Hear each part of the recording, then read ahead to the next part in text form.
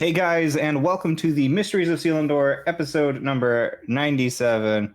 I am your DM, Gagnor, and today we continue working towards our wonderful Selindor Academy interscholastic pentathlon. To get us an idea of what we've been doing in the previous week, our resident bard study, go ahead and take us away. Yes, well, last week on episode 96, I did some shit investigating the weirdo that was watching the boxbreaker practice, the shadow guy. And hey, look at that. Thank you, Semner, for the 22. And anyway, he left when he sensed me trying to detect his thoughts, and I got everybody else to kind of file out as well so that the big crowd would maybe draw less attention to him being followed specifically. And then I followed him specifically and learned that Enveruna is holed up deep below normal levels of the academy and sort of in the gaps between the tower in gear shifts and stuff like that, the kind of artifice or whatever nonsense. So yeah, we found out where they are. Bad shit happened. One of them followed me into my dreams and warned me off and seemed to know greed. And then I woke up having a seizure. So fuck him. Anyway, while all that was going on, other people were doing things. Graham went to the falls to find mushrooms for his project and started working on that. Cleary went off to get some Magisteel for Orin, or at least said he would. And let's see, what else? Basically, you guys wound up searching for me while I was trapped down there within Veruna. And Orin did a thing with the Modron where he broke it into 5 pieces by talking to it, which was fun. And I think that's about it. I think that catches us up, more or less. All right, so jumping right into it, Bropsy. During the night, you felt Seti begin to convulse. And as you come to consciousness, you feel her convulsing next to you. And you see her eyes flash open. What would you like to do? If Bropsy's there. Oh, yeah. I'm having a rough time today. Okay. Seti's convulsing. Seti is convulsing. So you snuggled next to her last night. Well, all of you snuggled up in this room, this adjacent room that wasn't ever there before, in the broom closet of Cleary's suite within Cleary's safe house. Cleary's safe house, more or less. And you find her waking and having a seizure. What would you like to do? Can Bropsy presume that this is a magic thing and not a medical thing? Make a medicine check. Or an arcana check. Dylan, can you help me and do my roll? Yeah. Let me open your page. Medicine check? Is that what he said? That's probably the better roll. Oh, yeah. It's that one like a +9. Plus 10. 26. 26? Well, it's hard to say what the cause of it is, but whatever it is a physiological response to something. Oh. She is having a seizure. You can't tell what the source of it may be, but her eyes are completely rolled back in her head. Her body is spasming. You're not sure what could have caused it, but she has all of the telltale signs of that affliction. Okay. Well, with my medical training, I do whatever you're supposed to do when someone has a seizure. Okay, so you keep them from any chance of throwing up or biting their tongue as best you can. I know you're supposed to you time turn her it, over. and if it goes on longer than a certain amount, you call 911. Okay, well, so as you begin administering what first aid you can and holding her in a position where she doesn't hurt herself, you see that make me a Constitution saving throw, Seti. Hell yeah. You could potentially do a greater restoration Oh, yeah. because it Oh, that's a it will solid 8. Solid undo 8. a Yeah. debilitating effect. I do Yeah. try that then. Okay. So as the time begins to wear on, and you realize that this is going on longer than you would hope for something that was just a starting response, you begin weaving the incantations. You grab your bead, I assume, to do greater restoration, or are you using an actual spell slot? There's a bead. Yeah. So you grab the bead and you hold it in the necklace front over her body, and there begins to be a light glow. And you hold your hand over, and as you do, you see her body begins to settle down. Steady. The moment Yes. this light flashes over your eyes, your body starts to. You still sort of like feel the shaking sensation throughout your body, but your nerves feel on edge. You're a little dizzy, but you come to consciousness. Oh.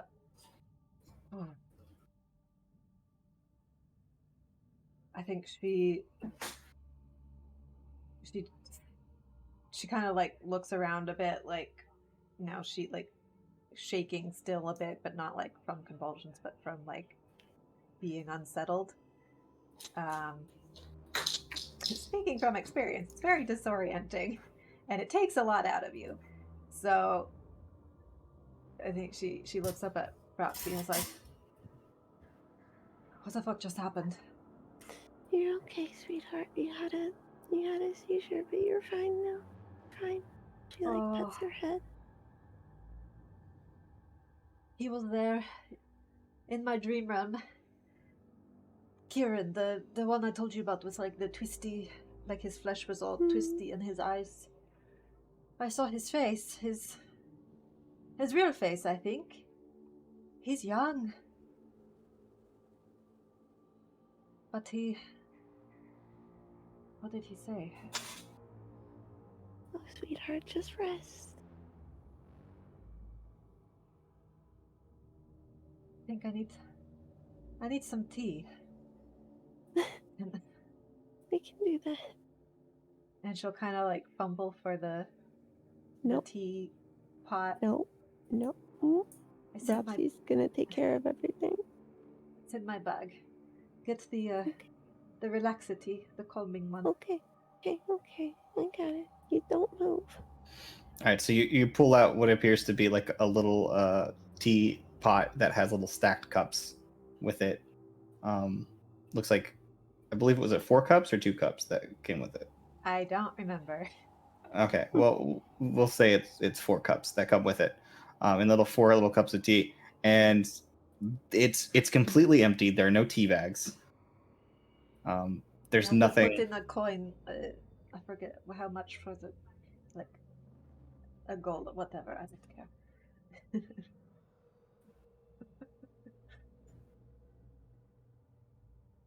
So do you put a gold in, Rupsy? Guess so. The rest of you have definitely heard all this commotion and either have come to consciousness or rolled over to ignore the noise because you're tired. It's completely your choice. Yeah, that would be what Grim does for I sure. was like, what are our sleeping rates? Do we have beds? Is it like It's basically like a long room. There's 4 beds spread throughout across the walls. There's like sort of shelves with library books of some kind, some sort of books, lining the walls against where the books go, and these sort of little cubbies on the side. There's staircases that only go up for about like a 5-foot rise onto where it appears to be like a very long desk with a couple of different, like, there's like a globe. There's, and when I say globe, I mean loosely a globe. It's kind of got like a bunch of different spheres, all just like sort of attached to different little rods that's sort of like rotating strangely, like some sort of strange like astral ape. And then you can see that there's like what appears to be like some sort of very large painting above it, that appears to be, you're not entirely sure, but maybe the surface of the moon. It looks like silver, like sort of like a silvery lake of just like sort of white and like glow, with just like darkness sort of surrounding it, and like just celestial lights in it. But it's kind of impressionistic, so it's hard to tell exactly what it would be. But with the way that the sort of coloration kind of reminds you of like the lunar surface. And then yeah, so basically you've just got those 4 beds, and said he's situated in one of those 4 beds. I definitely think Minir's awake, but he's like top half of his body's off the bed, like upside down. So he's just kind of like upside down looking, like not fully awake, just like, huh? He sleeps like one of those cats that just. folds Yeah, over. it like just folds over backwards somehow off the bed, and you're like, how's that comfortable? So as do you have a catalog list of the tea prices, or do we not make one? No, we never made one. Okay, cool. Since you don't know offhand, you just told her a gold. Go ahead and roll me a d10. Okay. No, Bropsy, the one who's putting in the coin. Which I assume means Beelin. Well, then me. Yeah, that means peeling, I guess. 9. 2, 3, 4, 5, 6, 7. Oh, sorry, shit! I only had 7. So D8. Yeah, roll a d8. Eights are wild. 8. 8. So it's your choice, Bropsy, of these teas that you would like for her to have had a chance to imbibe. Ready? Terror tea, No. raging rooibos, Yeah, that one too.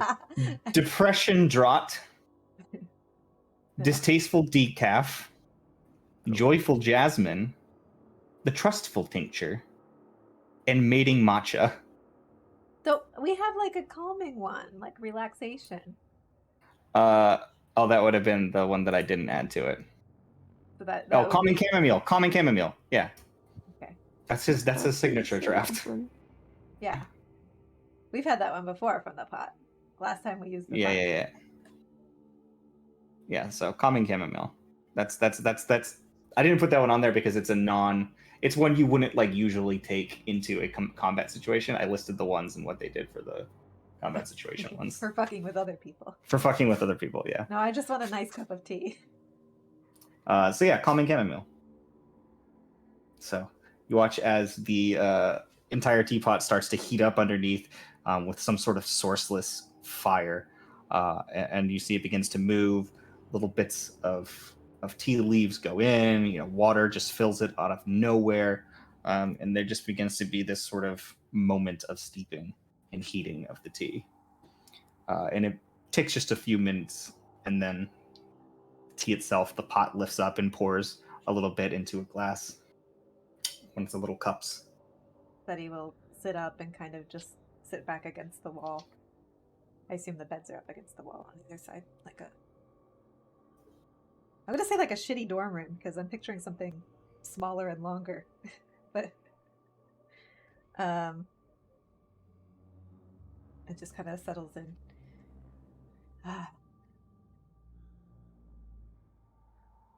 He said they knew greed. I was trying not to give him anything, but when he smiled, it reminded me of what I saw when I visited Greed in the Far Realm. And he said, "You're with the rogue." And then I asked him where he was, and he said they didn't know, but that I should know better than to mess with gods. And then he threw me down a hole or something. But they know greed, and I'm wondering. The second you say he threw me down a hole or something, there's a flash for a second, and you get these images that immediately rack straight back into your brain. You can't even really make sense of them, but you see things that make your body shiver and quake. Yeah, this is where the tea comes in. Yeah, you just pick the tea back up, start drinking it, and it does calm your nerves. Yeah. Are you sure they were referring to greed and not me? I think, well, it's because I thought about greed, and I didn't say anything, but I was thinking about greed, and he said, "Oh, you're with the rogue." I assume it Wouldn't was I greed. be considered a rogue Maybe. Goat monster. Do you think they know about you? Of course they do. Well, If they're in league with Northought. the thing is, I asked him if they knew where he was, and he said nobody knows where the rogue is. And I'm like, okay, well then. Well, they don't seem to know where I am at all times, but anytime I use Selindor transportation, they catch a glimpse. Well, then they must have some idea. But then, if I know Greed in the Far Realm, why wouldn't they think he might be there too? Or maybe he vanished since I saw him there. I don't know, but under the assumption that they were talking about Greed, does it mean he was with them before he met us, or after he went missing, or do they just serve the same entities, and so even if they never... Well, we met Greed outside of Selindor before we even knew this place existed. Right, but he had the book with him, and the book is a Northrop thing, so where did he get the book? What if he was within Varuna before, and stole it and ran away or something? I don't know. But a Hard to lot of say. questions. But if they were talking about you, then I guess it's good that they have no idea where you are, because, I mean, you would think... Well, if they know we're together now, then maybe it is going to get more dangerous. Not that it hasn't already.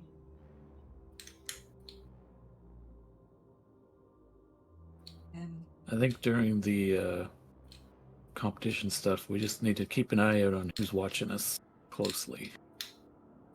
We need to have eyes upon eyes. I think... Maybe we can hire some additional eyes from the Nexus. I would like to think that the council, the people who know about this, are already... Everybody's got their best people on it already. Winning the competition and keeping the Tesseract thing out of their hands is kind of a high priority, I assume. But... I don't know any other aspirants or whatnot that are even in the competition besides us. There have to be some. No, not necessarily. We didn't have to join an academy. We chose to. A lot of others might not have. Yes, but if you were recruiting powerful people, wouldn't you start from, like, the academy's top ranks? Bright students who are doing crazy cool things. That's one place. But I mean, our talents weren't developed in the academy. We kind of developed these out in the real world, you know? A lot of others are probably doing that. Did Cleary never come back? Is he still... He's still out? At the moment, you do not see any sign of Cleary. Yeah, he locked us in here. I feel like if he's talking to my father, I should update him on what just happened. Do we know what time it is? It's probably like middle of the night. It's hard to say what time it is. Make me a make me a perception check, Warren. Perception. 10. 10? I mean, just based on the fact that the room has no windows that you're aware of. I mean, you see this big painting against the far wall where the desk is, and it's this large sort of arced over big quasi square painting, and then you see that this room is made out of like this thick sort of dusty stone, and you see like the wood, the fine woodwork and everything else that's inside of it, but even the material that makes up the walls seems a little different, than certainly significantly different than the room where you came from. So as far as you know, you've been transported somewhere else. Could be a little pocket dimension or something. That would make sense. It's a room that didn't exist. I feel like I should send him a message. I'm just trying to figure out what to say in 25 words. Well, do you think he's sleeping? I think he might still be meeting with my dad. Or doing something else important. Because we were just all sleeping, it's nighttime and all that. Can it wait till morning when we leave here? I mean, I don't know. If it's something my dad should know about, then it would be easier to just... I feel like... It's not like I... You don't think maybe he knows already? Can't he watch people's dreams? I'm sure he can, I just don't know if he was watching. I don't know how all that works, and I need to talk to him about that now that I can do it too. And the thing is, it's not like I didn't even try to fight Kieran for control because, well, part of me was just scared. But another part of me, I just wanted to see what he would do, what he could do. And I thought if I shoved him out, then it would be tipping my hand and showing him what I could do. And I didn't want to try and give anything away. But it's kind of scary knowing they have that kind of power. I mean, if my dad was watching, why didn't he stop it? Maybe he didn't want to tip his hand. I don't know.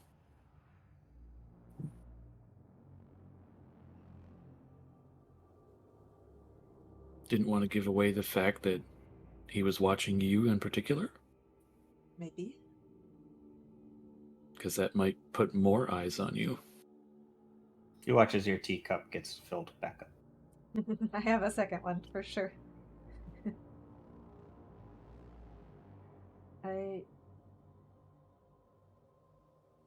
I'm wondering if there's anything he can do to sort of ward all of our dreams, to protect them from intrusion from people we don't want there. Mitnir just makes fists and kind of air boxes, still half asleep. Mumbling, no, get out. No, he's awake, but he's like, I'll fight him in my dreams. I got it.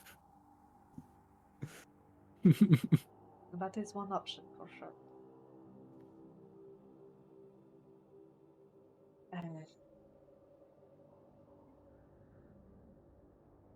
Well, definitely a lot to think about. Did we finish a long rest by any chance? Yes, you all got a long rest. Okay, so don't necessarily feel rested, but You feel a bit worn down. well, I'm going to make breakfast, and I will attempt to create a very high quality. Every time I have to check my inventory, I should just put notes for this somewhere more easily referenced. But I'm going to attempt to create a... Aristocratic? Well, that's an 18. That might be asking a lot. But I could ask for a guidance from Propsy, and I will attempt to create an aristocratic breakfast. How early in the morning is this? Make No a idea. survival check. We've had 8 hours of sleep, so... As you start rummaging the bag, Or a you just hear perception a check. thud, and Mitnir is wide awake, sitting on the floor. Just rolled over, just...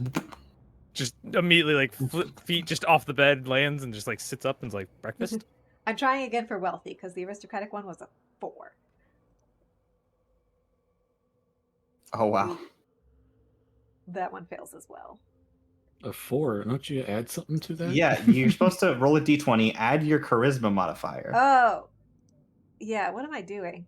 It's Yeah, you're doing charisma. all of It's this wrong. charisma And, check. I'm sorry. Okay, so the and first... you also get her guidance, so... Well, the second one for wealthy was, with my charisma modifier, was a 13. So, adding guidance might get me over the edge. Oh, 15. Okay, so we get a wealthy quality breakfast. Okay, so you It's guys. not aristocratic, but it's still All right, pretty so damn what are good. you bringing for? Just general breakfast foods? The usual, you know. I like my pastries. Mitnir likes his sausage and bacon and all kinds of Yeah. that kind of stuff. So there's And it's nice, high quality goods. You're not sure where these foods come from, why they're so well prepared. well that's But with the first one, it seemed like you were asking much. You're not sure if where your location is just made it hard to get that DoorDash delivery that you were looking for, or if maybe you were able to you're just struggling in general to think of a fancy enough meal to generate in order to reach I this just threshold. fumbled pulling it out of the bag and made a mess everywhere. Yeah. Wealthy guy's kitchen just got raided. Well, that's what I wonder, because if this is magic food, like it's made out of nothing, then I could eat the meat and not feel bad about it. But if it's being taken from other places and brought to us, then one, that's really cool because we just stole some rich guy's food and, fuck the rich. And, Good thing Clary's not here. Oh, Clary ain't rich no more. We've blown through his. Yeah, we spent all of his money. Pretty sure he still said he had 30K last time. Yeah, he still has about 30K. Oh, we can spend that fast. Don't worry. One fracture. We Done. can spend Cleary's money super fast. So, is there anything anybody would like to do? Or are you just going to wait and eat breakfast? He said he tries to, she's feeling better with the tea, but she's, I remember when I had mine, I needed a lot of food afterwards, but, not heavy food, light food. So, she's eating some cherries and some grapes and, soft, fluffy pancakes and stuff. Nice. What were you saying, Mitnir?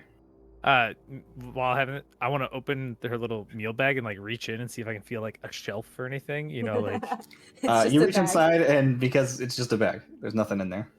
just kind of But there's one more use for the day, so if he's thinking about food, does he come out with something? If he's thinking about food, then he is. Oh no, able I'm not to- thinking. I'm eating whatever, the other stuff. It's literally, but Just where's checking it it out. come from? And it's Yeah, is it a door? Is it a?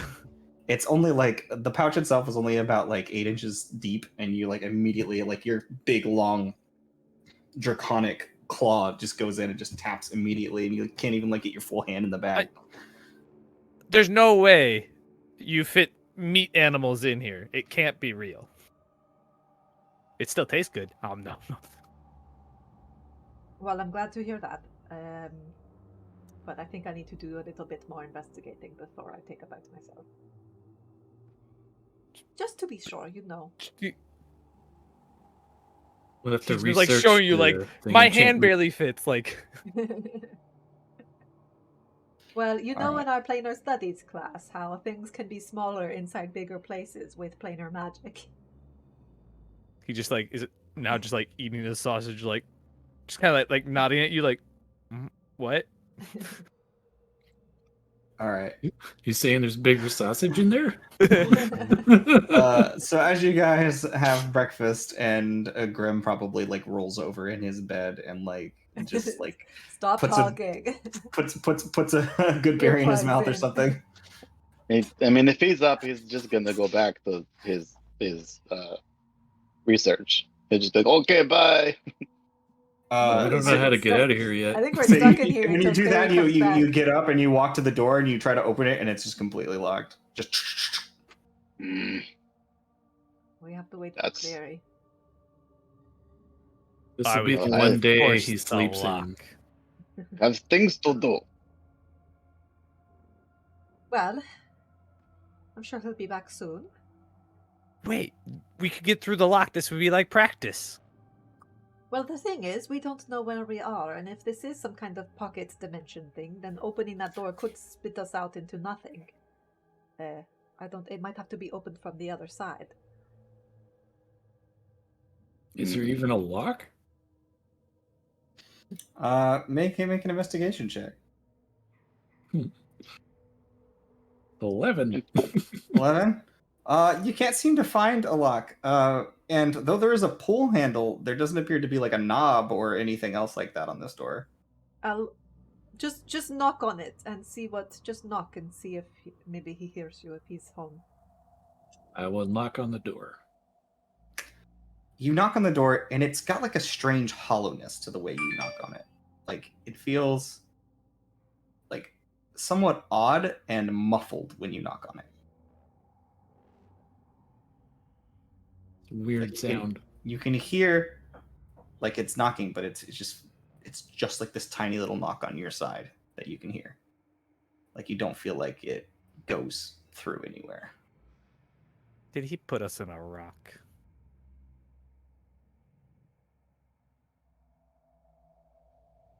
I can send a message and ask where he is.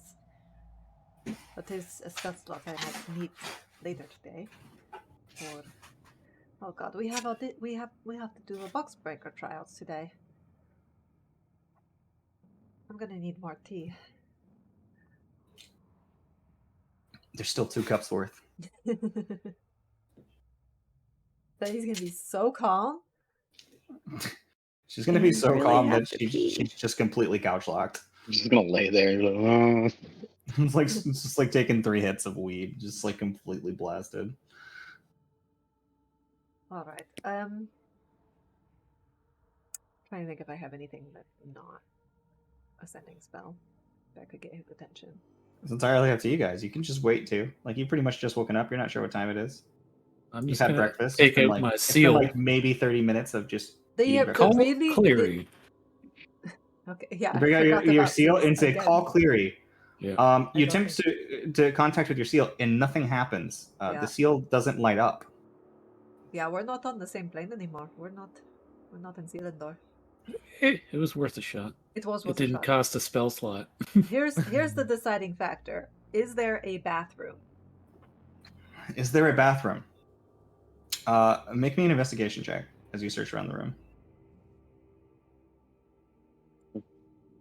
That is a 32. 32. Interestingly enough, as you search around the room, you find there's bookcases along the wall. There's the step up into this relatively small room. It's about 30 feet long, about 10 feet across. Not a lot of space on either side. 10 feet across between the beds, right? And then you've got the beds to the side and everything. There doesn't appear, with the exception of the one door, to be much of anything. But with your 32 investigation check, you also come across this painting. Ooh. That has a bit of like a glisten to it when you get Mhm. close. And then you realize this isn't a painting. This is a window. Yeah. It's a what? It's a window. It's a window. Yeah. Cool. What am That I? is modeled, made out of like it's just like very sort of like raw modeled glass that's a little bit seems to be worn and weathered a bit, and that's what kind of gives it this weird impressionist look. But you look through, it appears to be just like, again, this sort of like silvery lake of just like white, and then like some celestial, like some skies out beyond where you can see like just stars in the distance. So yeah, that's where we are. Right. So we're not nowhere. Grim's gonna pull out his alchemy stuff and just start practicing alchemy. Oh yeah, what would you like to brew? Did you ever pick your brews? Nope. I probably should do that. Yeah. Gagnor would like everybody who's doing alchemy to pick their brews. I have a lot. Did you ever to pick your do. brews? No. How many hours am I able to do per night, by the way? I'm If actually like, mad at you guys. Like, actually mad at this point. Listen. Mostly Linda. at Kita, because Kita literally was like, "No, I don't want to be rushed by this." I'm like, "We'll do it together. I'll help you pick." And then she's like, "No, I want to read everything and check all of my stuff." Didn't do Yeah, it. So. I need to figure it out. I mean, Didn't do I can their decide homework. pretty quick.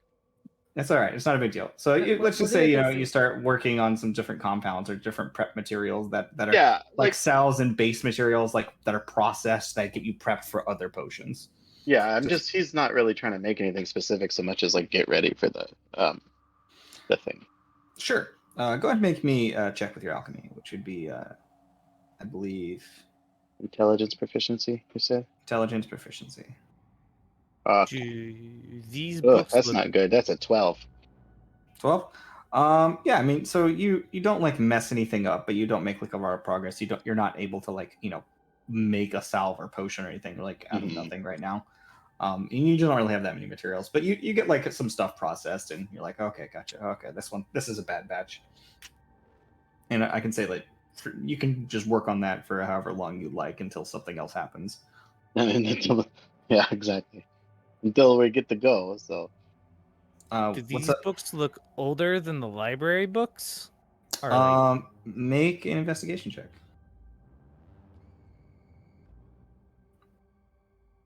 I almost rolled intimidation. That would not be the same thing. 15. 15. You flip through a couple of pages, some different books. Some of them look like to be in good condition and look relatively new, or at least well kept. Some of them you open up and they're full of dust and musty, even though they look like the spine has been like regularly cleaned or at least attempted to be cleaned, and maybe it has been like reknitted once or twice. But this book appears incredibly old. The paper that makes up the interior seems to be like to the point where if it was not well kept would probably have deteriorated at this point, and just sort of touching the edge of one of the pieces of paper, you feel it almost start to flake off in your fingers. It's like closes it, puts it back on the shelf like wasn't me. Yeah, so as you guys spend, if nobody else has anything specific they would like to do, nobody's doing any sending or anything like that, you're just gonna wait. I'll wait a Just- reasonable just amount to make of sure. time. Okay, so about an hour passes that you guys sit there, and then you hear Oh, thank God. and there's like this small little burst of light for a second, and you see Cleary step out and you see his dorm room on the other side, and you can see just sort of light pouring through the window, and he Oh, says, so bright. and you can see that his eyes are sunken, and he has like bags under his eyes. He looks tired. He says, "Good morning, everyone. There's leftovers if you want some breakfast. I might have a nip. But if we could take it out, that would be great. Yeah, I'd This love. Yes. doorway. I'm sure bathroom? you don't want to be stuck in here any longer than. Ready? Yes, through the hall. Yeah. Okay. And So- as you guys make your way out, Mitten, you're probably carrying arms full of meat, and everybody's sort of just carrying what food they can through that they didn't just want to dispose of.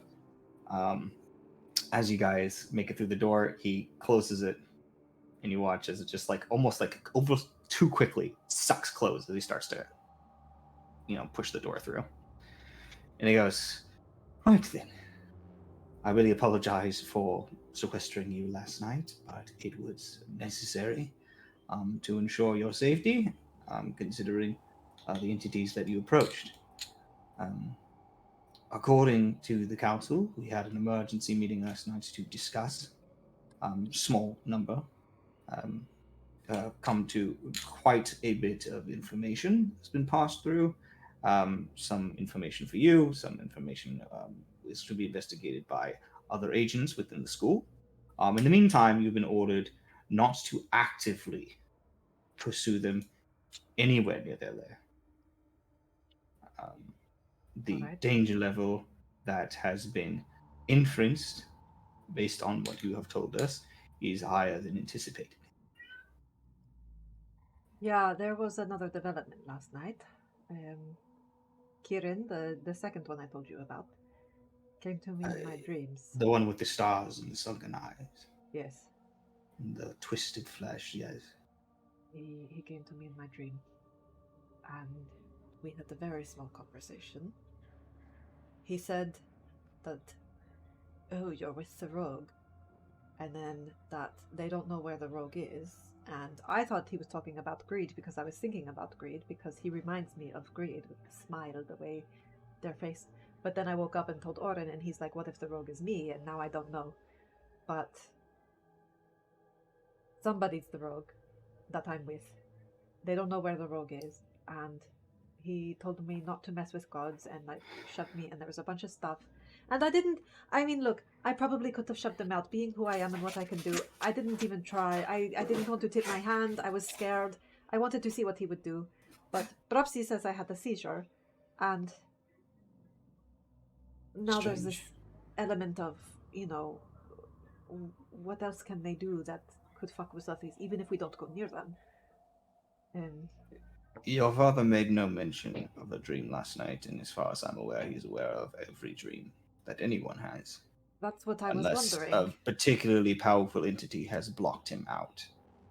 That's To my knowledge, he had no reaction during the meeting, which he would have had he known you in that level of danger. well. So Then that he is should- alarming. He should be made aware of it. I then. will let him know as soon as possible. Or if you don't wish to wait, you can always send him a message. Yes, In the meantime, your orders again are to not actively pursue them. Do not go near their lair. You may continue your work in the halls of nascency, but avoid the southern quarter and do not go anywhere near 300 levels. Which means in the interim, no trips to the apperception chamber. that's all right. In the meantime, our decision has been made to withdraw the artifact in question from Boxbreaker. The risk of you failing and losing has been deemed high. Oh, We will be in the midst of choosing another piece of bait that is less titillating. In the meanwhile, investigate where you can, but do it in the open areas. Don't follow them behind any hidden corridors. Simply mark where they are. passive investigation. Passive investigation. If you are approached or speak to one of these entities, do not follow them anywhere. Right. So Now don't that get they in the have van. clearly been made aware of Seti's presence, Boxes. at least, it is important that you are not taken by these entities, because wherever they are, even Lord Iris cannot see them. I mean, should I? Because I've been identified, I have a feeling if I try to disguise myself, then they'll see straight through it. Should I just bounce out and go somewhere else so that they don't see me with my friends or In the event classmates? that they approach you, like I said before, do not follow them anywhere. However, your still overarching job, despite the risk, is to investigate in Varuna. So make the conscious choice. You're good enough in social situations. You're definitely better than I am. Sorry, my voice is so scratchy from the night. Would you like some tea? Oh, yes, please, absolutely. It will calm you down. Oh, then it'll put me straight to sleep. Sorry. I don't need to be any more calm than I already am. Mortal Well- bodies and all that. I can make some English breakfast for you. Give him the terror tea. Certainly have some of that. In the interim, continue your projects, but if one of them does approach you, it is not unheard of to use manipulation to find out what information you can, but do it with caution. In the meanwhile, Seti, oh god, what's his name? Lord Ord, Yes. has completed the vault. Oh, good. Right. So I need to take So him. you are to deliver that to the Nexus in whatever time is convenient for you. Obviously, you have Boxbreaker tryouts today, so long as I believe most of the tryouts will be held either today or going into the next few days of this week. How much time do we have before that starts? I don't know what time it is. Boxbreaker competition, I gave you a clear 2 hours before it begins. Right. Okay. So. Not competition, but tryouts. Right. Oh, I forgot last night. I meant to show you these. I was talking about the sigils around the door at Inveruna's, and I took drawings of them. I forgot to show them to you. So she'll slide her notebook over to him. You can just have The that. drawings of what? The sigils that were around Inveruna's door. Oh, right, yeah. He I looks at them for a moment, and he scratches his chin. He says, I'm not sure the exact language used as the base, but the runes are old, archaic, and they are sigils that are used in spells specifically for universal law. My imagination is this was to set very specific rules to an area. Right. Makes sense. But I will pass them on to one of my colleagues to see if they are able to pass any other additional information. That's a good find. Thank you. Or if you flip back a few pages, just ignore everything I wrote about C. That's not you. That's my friend Charles. See. Right. Okay. Fair I was really enough. mad at him that day. Sure. In the meantime, you all have your orders, and we will be skipping our usual meeting in the breakfast room, Yeah. meal room, the reserved space. So, I'm going to bed. Yeah. Get some sleep. We'll Um, be all right. Best of luck to all of you, and I will see you tonight.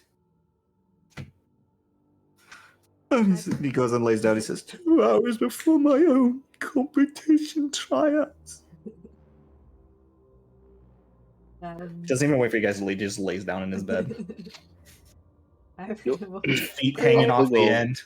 Clear the breakfast mess and head out. I'll leave him. I'm gonna like half tuck him in, right? Like put his feet into the bed and throw a blanket over him.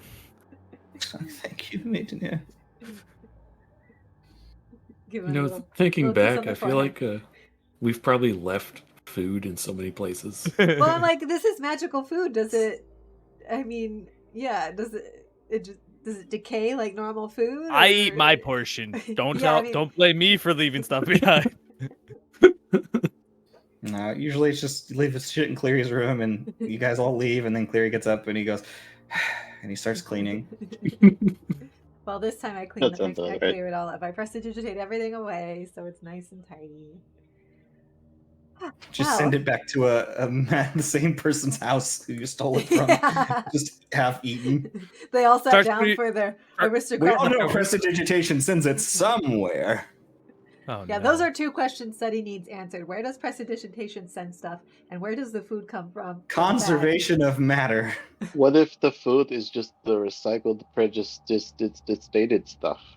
Sure, it all goes to like Mm. some big, recycling center. The and then inventor you of the pull matter. prestidigitation spell? Yeah. Yeah, you just pull matter from that and just Mitnir starts turn like it into wiping his other- like, oh. Yeah. Like Leftover food goes to recycled someone else's bag. grime Yeah, it's recycled Yeah, acid. And that's what happens when somebody pulls a poor quality meal out of the bag. They're getting somebody else's like old leftovers. yeah, they're getting some matter that hasn't fully been rewritten. Or they just robbed from some poor person's porridge that, their gruel that they were going to eat that morning. Their only meal of the Nice. day. That's fair. Oi, my gruel! Well, so We leave. you leave. What would you guys like to do? Who has something they would particularly like to do? We know Grim's going to go work on his stuff. Okay, Grim's gonna just do Grim stuff. Yeah, Grim. Is there anything specific that you're working on today, or are you just waiting to see Stay safe out there. We did say buddy system, though. He'll try and Grim has his own buddy. He has Brogy in the Wednesday. right. He already Whatever has someone his trying name to kill him. is. Yeah. As long as you got a buddy. So yeah, I guess I'll try and like culture the other spores too for the Black Cap Devourer. You're gonna put it on another sheep, or Yeah. I mean, I'm pretty sure it's gonna So- die, but as you approach the I'll- first sheep, you see that it actually has about 6 shrooms that have grown out of its spine, and its body is just like completely like half melded in the back nice. into it. It's still conscious, but you're not sure what like where its brain's at. 'Cause Somewhere. it's a goat, and it's hard to tell the difference between one that has lost control of its motor functions and one that hasn't. Right. And give the goat the leftover good berry. All the goats get good berries. Easy peasy. But yeah, and I'll try and culture. I guess while the things are culturing, and while we're waiting for things to grow, in between, I'll just keep reading my little alchemy book and studying for the exam. I don't know how many hours I get per day on this, but before this whole thing started, he had 57. What's your piggy doing? Yeah, if you just want to spend some time working at alchemy and let the mushrooms culture like work on their own, because you could probably do that if you don't want to start another experiment. So I mean, as much as I can get started, but there's only so much I can get started at one time. So. Yeah, make me one intelligence check with proficiency for the like setting up the next experiment with the black caps. So what would that be? D20 Is plus that herbalism, or is that? Oh yeah, that's true. That's true. Yeah, you can go ahead and use. You could use. Is herbalism wisdom or intelligence? Herbalism would be wisdom. The herbalism kit would be wisdom. Yeah. I have that too. That I'm proficient. Yeah. So you use wisdom and proficiency. And that's a 24. 24. Yeah. So you're able to get the culture set up, and you place it into the second that you put the spore clusters like onto the back of this thing in the same sort of pattern. You watch as they like immediately like this sort of black ichor starts to like spread into its skin, not good, like quickly, and like it immediately starts to like have neurological symptoms. Like it doesn't die instantly, but it immediately starts kind of like twitching. Yeah, and I'll also drop some spores on like some blood-soaked soil or whatever too. All right. Yeah, just as a control or whatever. Actually, I need to go to the restroom real quick, so that's what Grim will be doing. Cool. What is everybody else like to be doing at this time? Seti, you do know that you were supposed to, at some point, go to the Nexus, and then you also have all of you, the three of you that aren't Propsy, have to do your tryouts for your competitions today. Yes. I mean, 2 hours is enough time to go to the Nexus and drop the thing off and come back? I mean, using teleportation circles, so potentially. Yeah. Okay. Depends on how long you spend in the Nexus. Well, I don't plan to be there super long. I will go and drop the thing off with Ord, and anybody who wants to come with me can come with me. Yep. Buddy system. Anybody going with you? Anybody going with her? Mitnir, maybe you go, and I'll hang out with Bropsy. Sure. I was like, I don't think I have anything I can do in 2 hours. Did you not have any business to at the Nexus, Orm? I don't think so. Oh, I thought you were going to go talk to the people in the Nexus about getting a fracture, but it's fine. No, I was going to go to the embassy for... That's in the Nexus. That is in the Nexus, yeah. Oh, that is? Well, yes. I don't think 2 hours is going to be enough time for that, so... I'll do that after the tryouts, probably. It's entirely up to you guys. How long do the trials take? What time? You have no idea. Okay, we didn't ask. You have no clue. Nobody has done any investigating on specifically what those entail. I'm going to turn this light on. Can you change what I look like? Not really. I mean, I can kind of like do a minor illusion over you so that it'll look a little bit like you have wings or something. But I was just thinking, if they know what you look like, do we want them to know what I look like going with you somewhere? I mean, I can put on my invisibility cloak, so then, I mean, they would just, well, I mean, they can probably, if they can see through illusions, they can probably, but... I mean, the buddy system's a whole big thing. Like, we have to do the buddy system in case something happens, so... Yep. Okay. All right, so Midir, you group up, and as you and Seti begin to head off to the Nexus. I do minor illusion and put a like fog cloud around his head. I thought you were just a mustache. Yeah, no, that's better. Yeah, give him a big ol' Yeah. and like There's a big bushy dragonborn with a eyebrows. big freaking mustache and bushy eyebrows. All right, Perfect. Yeah, there we cool. go. Perfect. So you guys begin heading that way. Bropsy, Orin, what are you guys going to be doing? I think we should go visit Azuris and take some measurements for the armor I can make. Okay. So, as assuming that Bropsy is amenable to that, you guys head to the Neverwinter Academy, and you head into Bropsy's dorm room rather than the veritable zoo that they have out back, because that's where Zura stays. And see that once again the room is just completely torn to pieces. It definitely seems like people come in there every now and again and like pick some stuff up or like replace some cushions or something like that. Moving a new tire for like not actually a tire, but basically like the same equivalent of just like hard material for Azurus to just sort of chew on.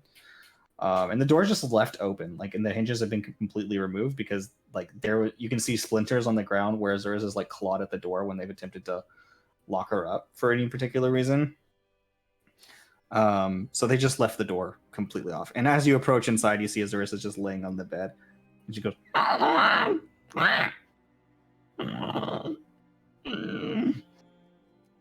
as you guys walk in.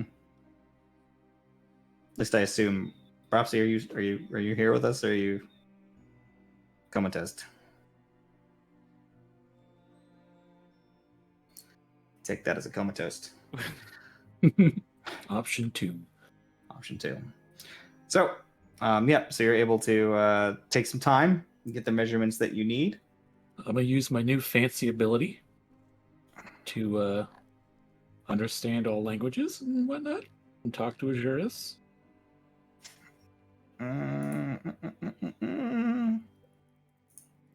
To my knowledge, they understand Draconic, but they cannot speak it.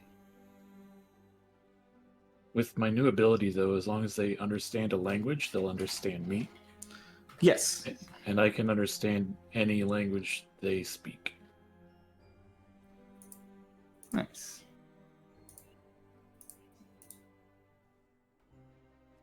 And just for flavor purposes, I'm gonna like put my fingers like on Azuris' head, and a little white light will shine as I touch to do the understanding of the language. Yeah, so it understands Draconic, but it can't speak. So that's its whole thing. So you said they can speak to you if they understand the language that you. If they know any language, Yeah. they can understand me. Yeah, but they can't speak back unless they. Right, it doesn't give them the ability to speak back to you, correct? Let me check. Not a feat, class feature.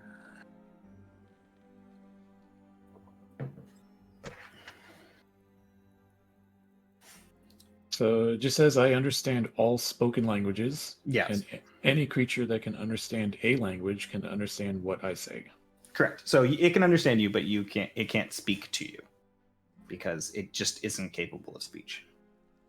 Okay.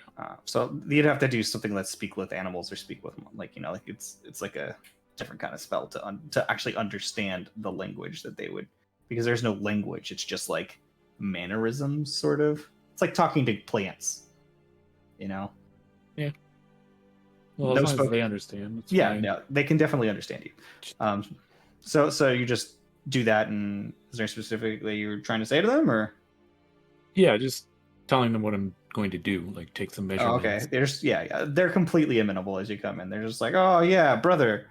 And as you come in, they just like lift their paw for you, their little clawed hand just kind of like dragging across the floor, and they kind of like nibble at you a little bit, and Bropsy has to kind of like pat her down to calm her down. And as you get them measured up, you get everything that you need without any issues. So I'm not even making you make a check because it's simple enough to get the measurements for the creature. Perfect. Okay.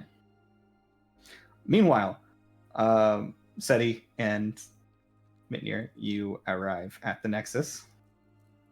After a 15-minute walk in teleportation, you find yourselves moving into the Nexus, and you see the sort of spread out section. The only difference between the Nexus that you're used to is the mist seems to drift up now as it comes off the crystal, immediately rising up into the air. Mm-hmm. Otherwise, the Nexus is as it was, and there are a few people who are like stopping and looking, like, is that the same? But in general, everybody is just moving about their business. Yeah, we've really got to do something about that. Can we do anything about that? Well, finding a home for our fractures might help.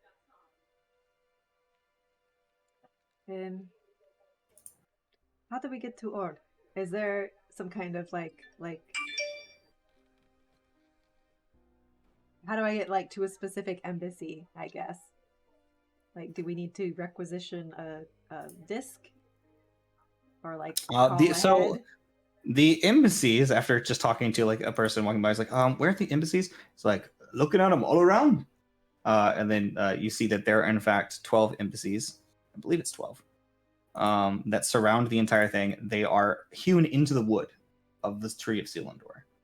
And you can see that there are different shaped buildings, or not even different shaped buildings, like pretty much mirrored shaped buildings, with different colors and like a little, I want to say it's kind of like a gemstone above each door, and there's different colors for each gemstone. Okay. And that's the only marking for which embassy is which. Otherwise, they're completely uniform. So, can I assume that the color that was above Ord in the chamber is the color of the matching embassy?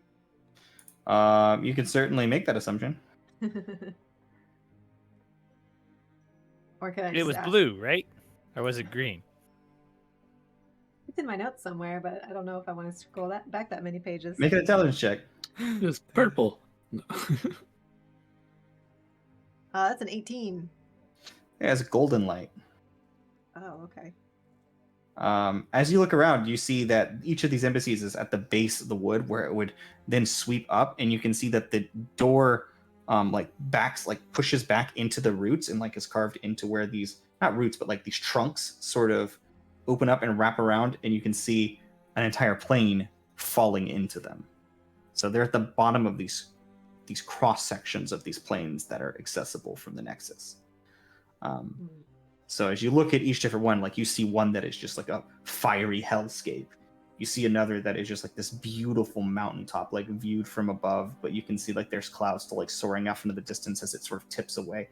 Some of them, you see one that is two different sections like split onto each other, and so you can see that there are like just cascading into the distance, or just one set of like buildings and in topography, and another set that sort of quasi mirrors them on the other side, and they're sort of like falling away, and you can see two suns burning in the distance. You can see one that just appears to be a cascading set of mountains just falling away, but only just like a sliver of it is sort of like in your view. You can tell that it's much grander on the other side. Well, with my 18, do I have a good guess as to which one is Ord's?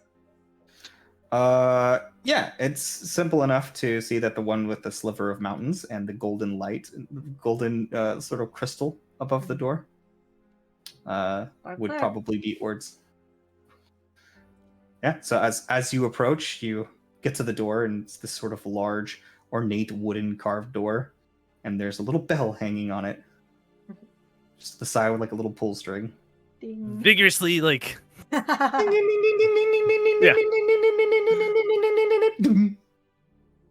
tongue just stops inside of the bell, and you see like this old wizened individual pushes the door open, and you can see that he has like little wings, but they're kind of molting coming off of his back, and he says, "It's a bit early in the day for this level of ringing.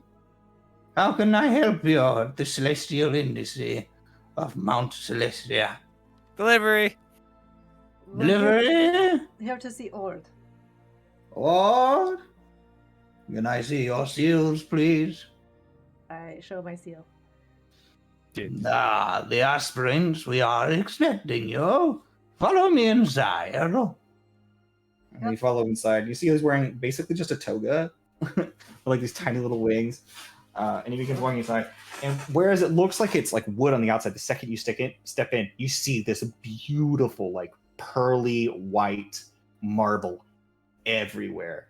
There's gold inlays, like creating these intricate, like delicate, just like designs and runic scrawlings all over these pillars that line each side. As you walk in, you can see it opens up to like a sky falling away in all directions on the other side. And you see a big chair made out of like an entirely different material sitting on a disc that is rotating in its spot. And you can see that is the disc of ore. And you can see he's still hammering away at his forge that is just sitting in the middle, completely juxtaposed to everything else that is here. It's made out of like this sort of almost black marble. I put on my glasses. You put on your glasses? Yes. You put on your glasses and you look at him and you see a dwarf hammering at his forge. Okay. And he just sort of like wipes his brow and he looks at you. And when his eyes turn and look at you, you see that they are glowing in the brightest, most blinding light you've ever seen with your glasses. I take my glasses off. Yeah, you pull them off, and you can see that there's other individuals like sort of working off to the sides, and see that there's like these little cubbies where these little desks are off to each side where people are doing little bits of work. There's some people going in and out, and as you come in, he goes, "All right, it's all with you. I believe you have what I requested. We do. Come with me a short moment. We'll head through." And he like immediately drops the hammer, just doom, doom, doom, doom, doom. He's like, "Oh, right, so the other fella's not here. I guess I'll just send it through." I forgot his name already.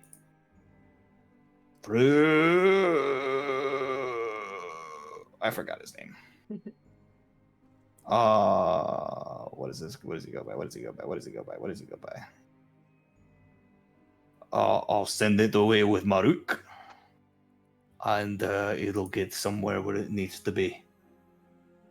But in the meantime, come with me. And he walks back out the front door of the embassy, and you back out into the Nexus. All right.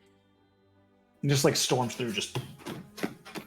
And for such like a just a normal looking dwarf, I mean, obviously his armor is pretty ornate, you can tell, but then like well crafted, but it also looks worn and old. And in the sense that like there are cuts in it where you can see that he has gone through some combat in this armor. And he sort of just steps through the door and he goes, all right, where did I put it? And he just starts walking through. He's like, "Oh, that's right. Meet me down below. You can take that disc there. They won't mind." And you see like there's this couple that's like about to get on like a little tiny disc that, you know, seemed like fairly rich, and he just gives them a look. And they just look at him and they're just like, "What?" And then he jumps off and goes straight down to the Crystal Undercity. Ah, right. Sorry, we need your disc. I mean, we could travel like he I did. beg your unbelievable pardon? What do you mean you need our disc? Your dwarf friend just committed suicide. Oh no, No, he'll be he's fine. But we need your disc so we can Official follow Nexus business. Yeah. him. No. I flash my seal. Okay. And they flip out their seal and it's gold. And they're like, "I have one too." What? I'm taking their disc. We're on it. I'm telling it to go down. Are you pushing them off and just like knocking them over? No, I'll I will just like, I will physically pick them up and just like set them off the disc. Yeah. How dare you? Unhand me!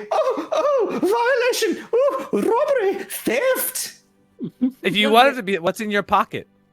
No, Nitnir, no. What? We're just if he's borrowing gonna- your disc.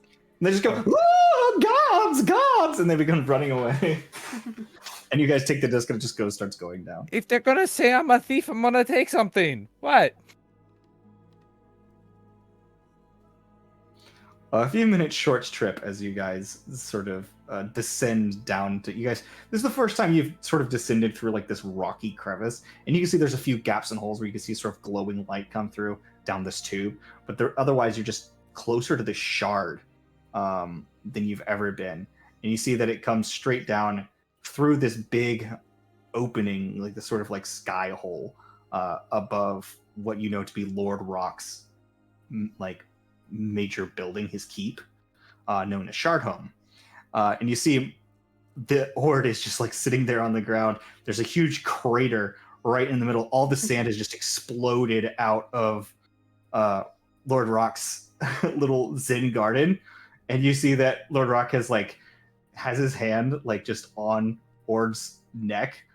And Ord's just like, oh, don't throw a fit about it. He's like, why is it so hard to crush you? He says, it's fine. Don't get the big tissy. I'm just here for the vault. And he goes, fair enough, fair enough. Oh, it's going to take me minutes to organize all this sand. You've got a long time. Don't get in a hissy rock. Yes, fine. Oh, Hello, you good brought to see you guests again. with you. Just Hello. a quick visit. Welcome. This way. And he leads you off to one of the other sides. And you can see that there's like all these kind of alcoves he has around his area in Shardhome. And one of the areas you can see Orlukey's really mad. He's like, stop moving my things! No, please don't move them. Oh. And then you can see Or just like tearing through his thing. He's like, we kept the vault in your section. Shut up about it. He goes, one of these days, I will make you all pay. Oh. And he says, calm down, Orlukey, or you will be put to work elsewhere. Well, dirty out of there. Oh, fine. And just sort of like tiffs off, and he goes, oh, hello again. Hello. Ooh, look at you. I haven't met this one. I don't think he's met you, has he? Met Mitnir? I don't remember who was it. The first I don't remember. outing. I don't think he's met Mitnir. I I could think be it wrong. was Daddy and Grim and Propsy. That Yeah. sounds I think- right to me.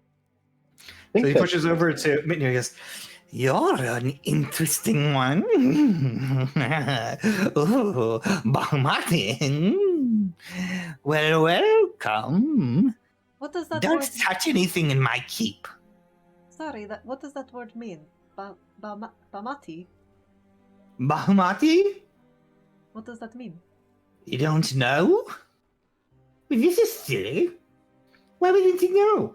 I said to keep following me, don't waste time. You can talk to Orlukey when we're done securing the artifact. Sorry.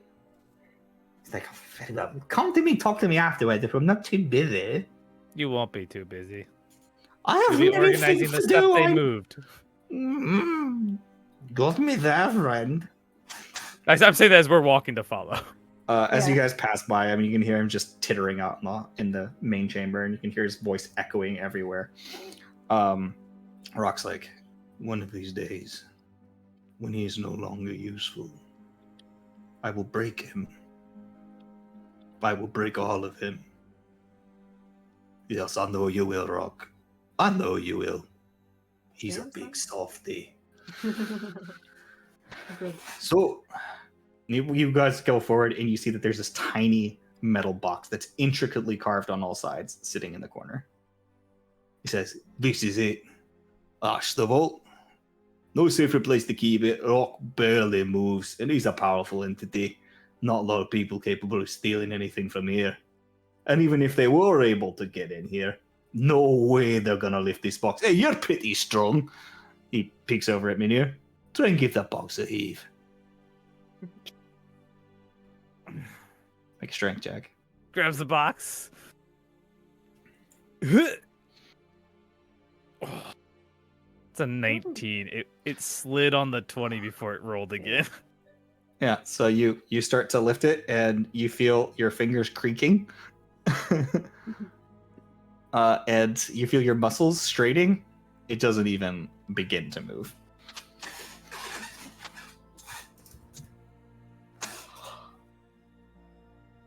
Pretty good there, I'd say.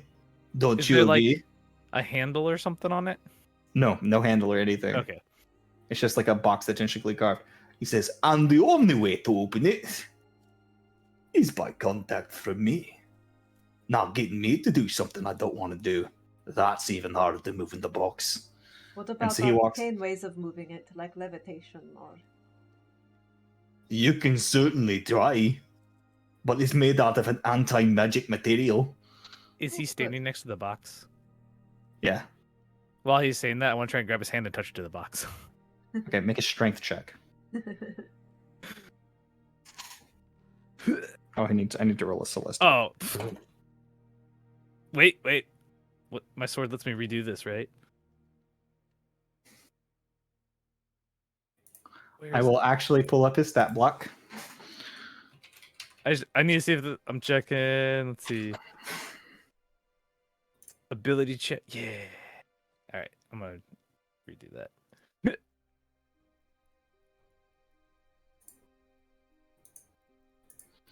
Is there a stat block for him that I can just pull up? I went from a 10 to a 12. I went from a 10 to a 12. Well, you can't move his hand. You try and you fail miserably. But I'm trying to actually find. There's an old stat block of his that says what his strength is, but I don't remember what it was. I just hope he was distracted, could touch him to the box and be like,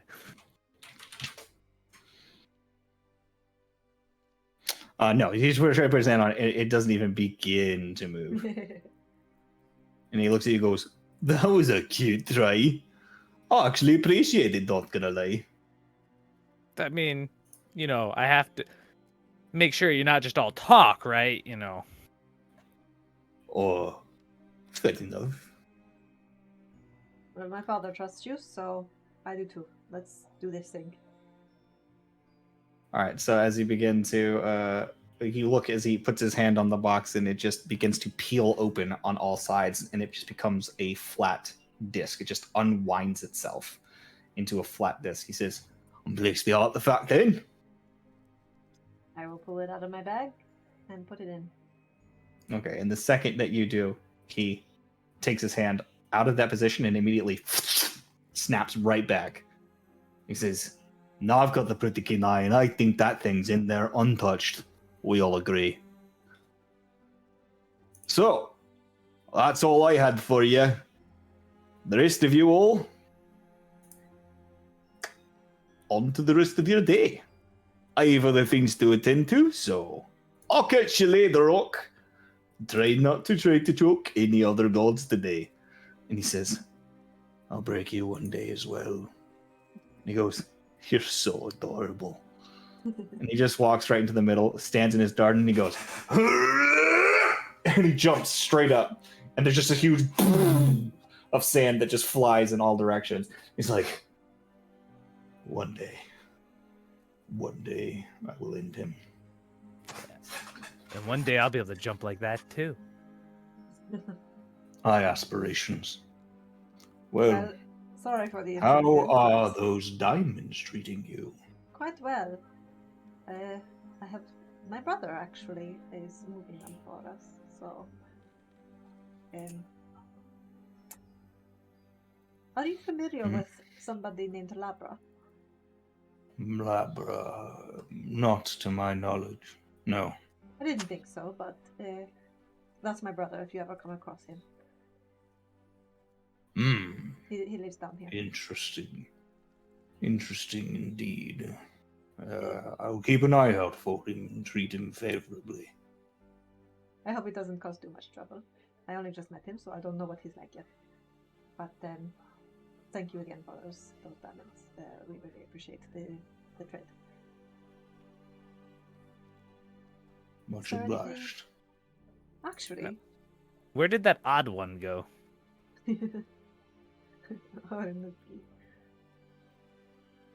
Unlucky. he rolled a 39 for a strength check, by the way.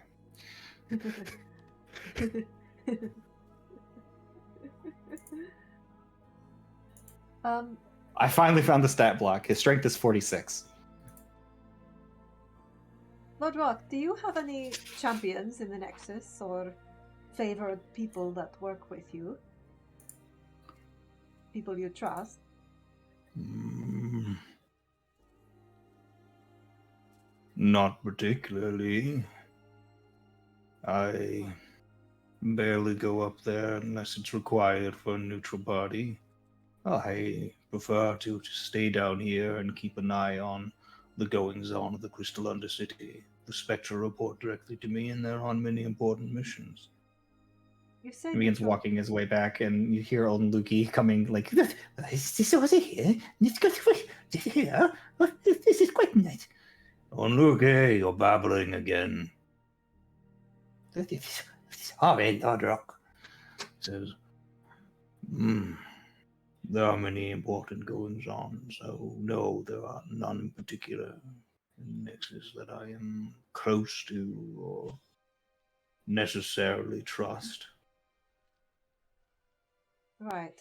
But you mentioned the word neutral party, and that's actually kind of what I'm searching for. Someone who can be a fair judge to any matter that comes before them. Fair judge. Well, among those that I do know and trust, there are Spectra I would consider as such. Really? Very particularly one that would never yield to anything other than true justice. She goes by the name. Oh, he goes to the Crystal Undercity, scrolling down. Jeweled Undercity. Where's this? Who was it? Sorry. That would be Malady. Malady, that's a hell of a name. Well, don't let a name fool you. It's calling to how she was founded. But she is the youngest of the Spectra and the most driven. And do you think she would be a fair judge in all matters? I would say that she is the fairest of judges in all matters that I'm aware of, other than perhaps Lord Primus. Oh? And even still, Primus goes against all chaos, and therefore has no true neutrality.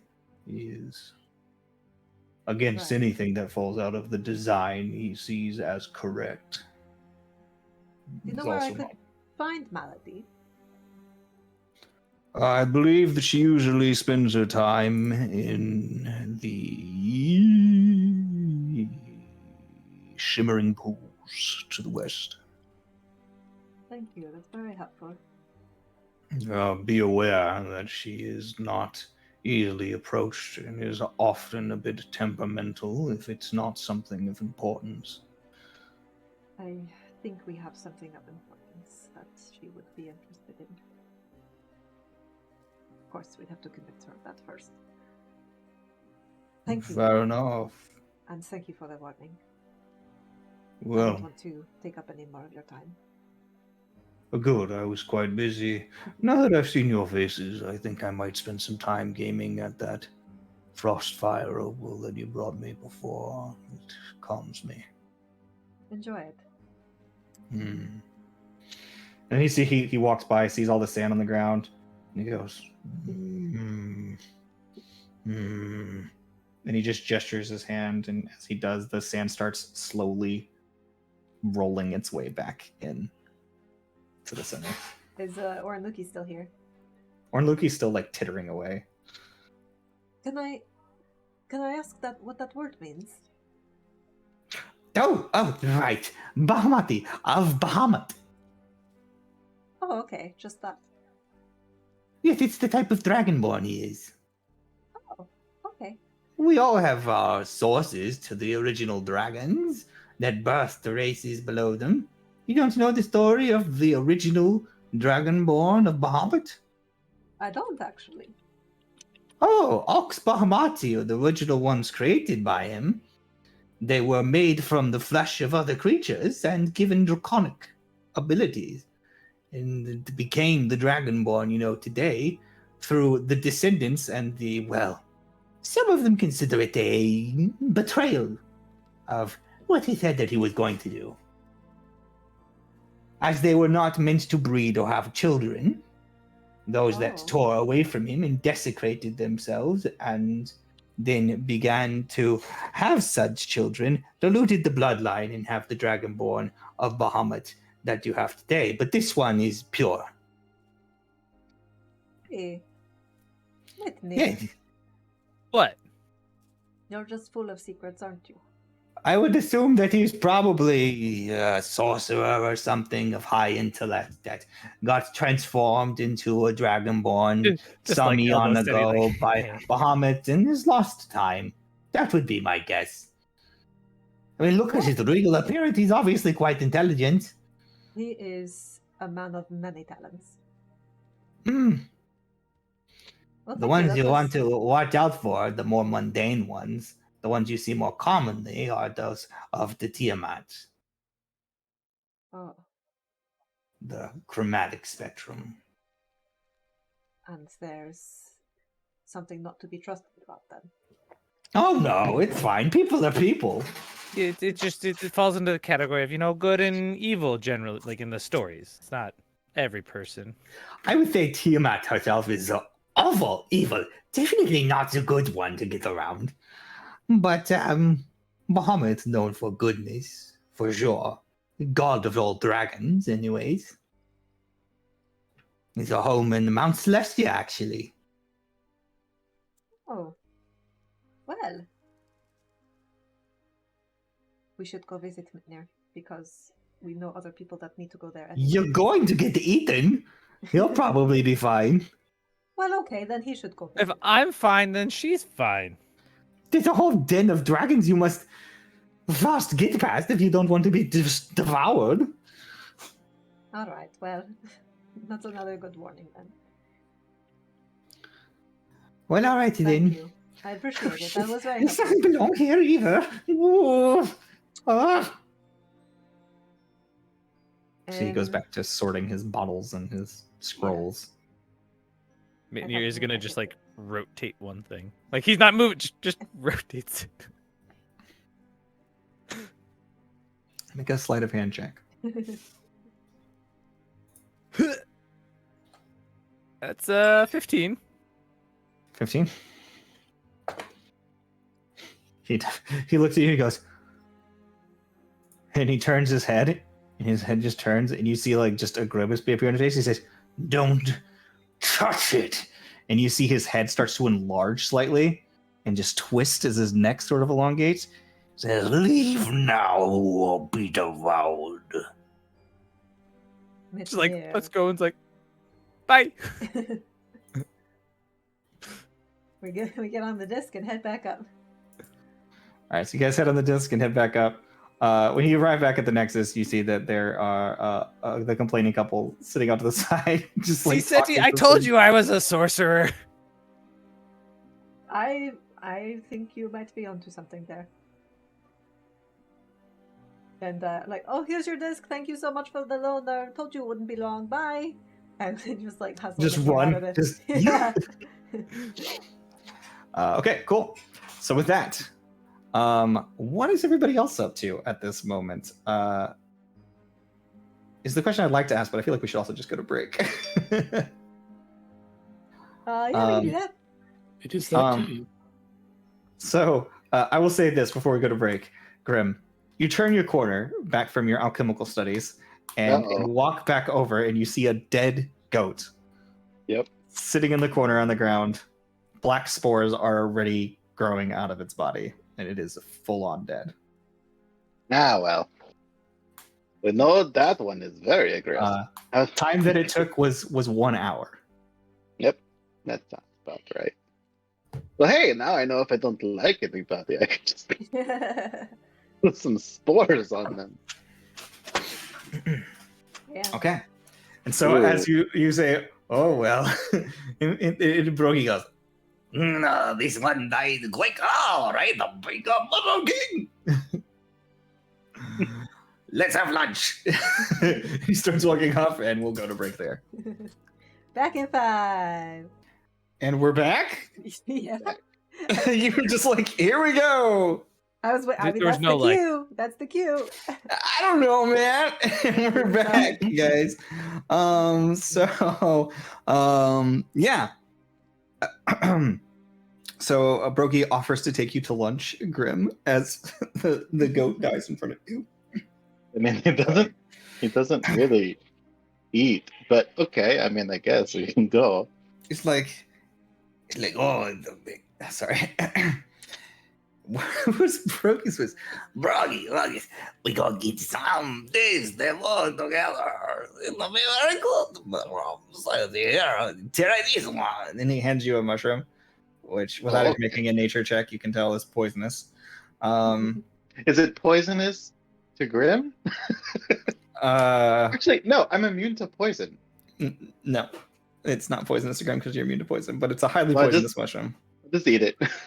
And it goes, yes. That's very good. Thank you. Yes.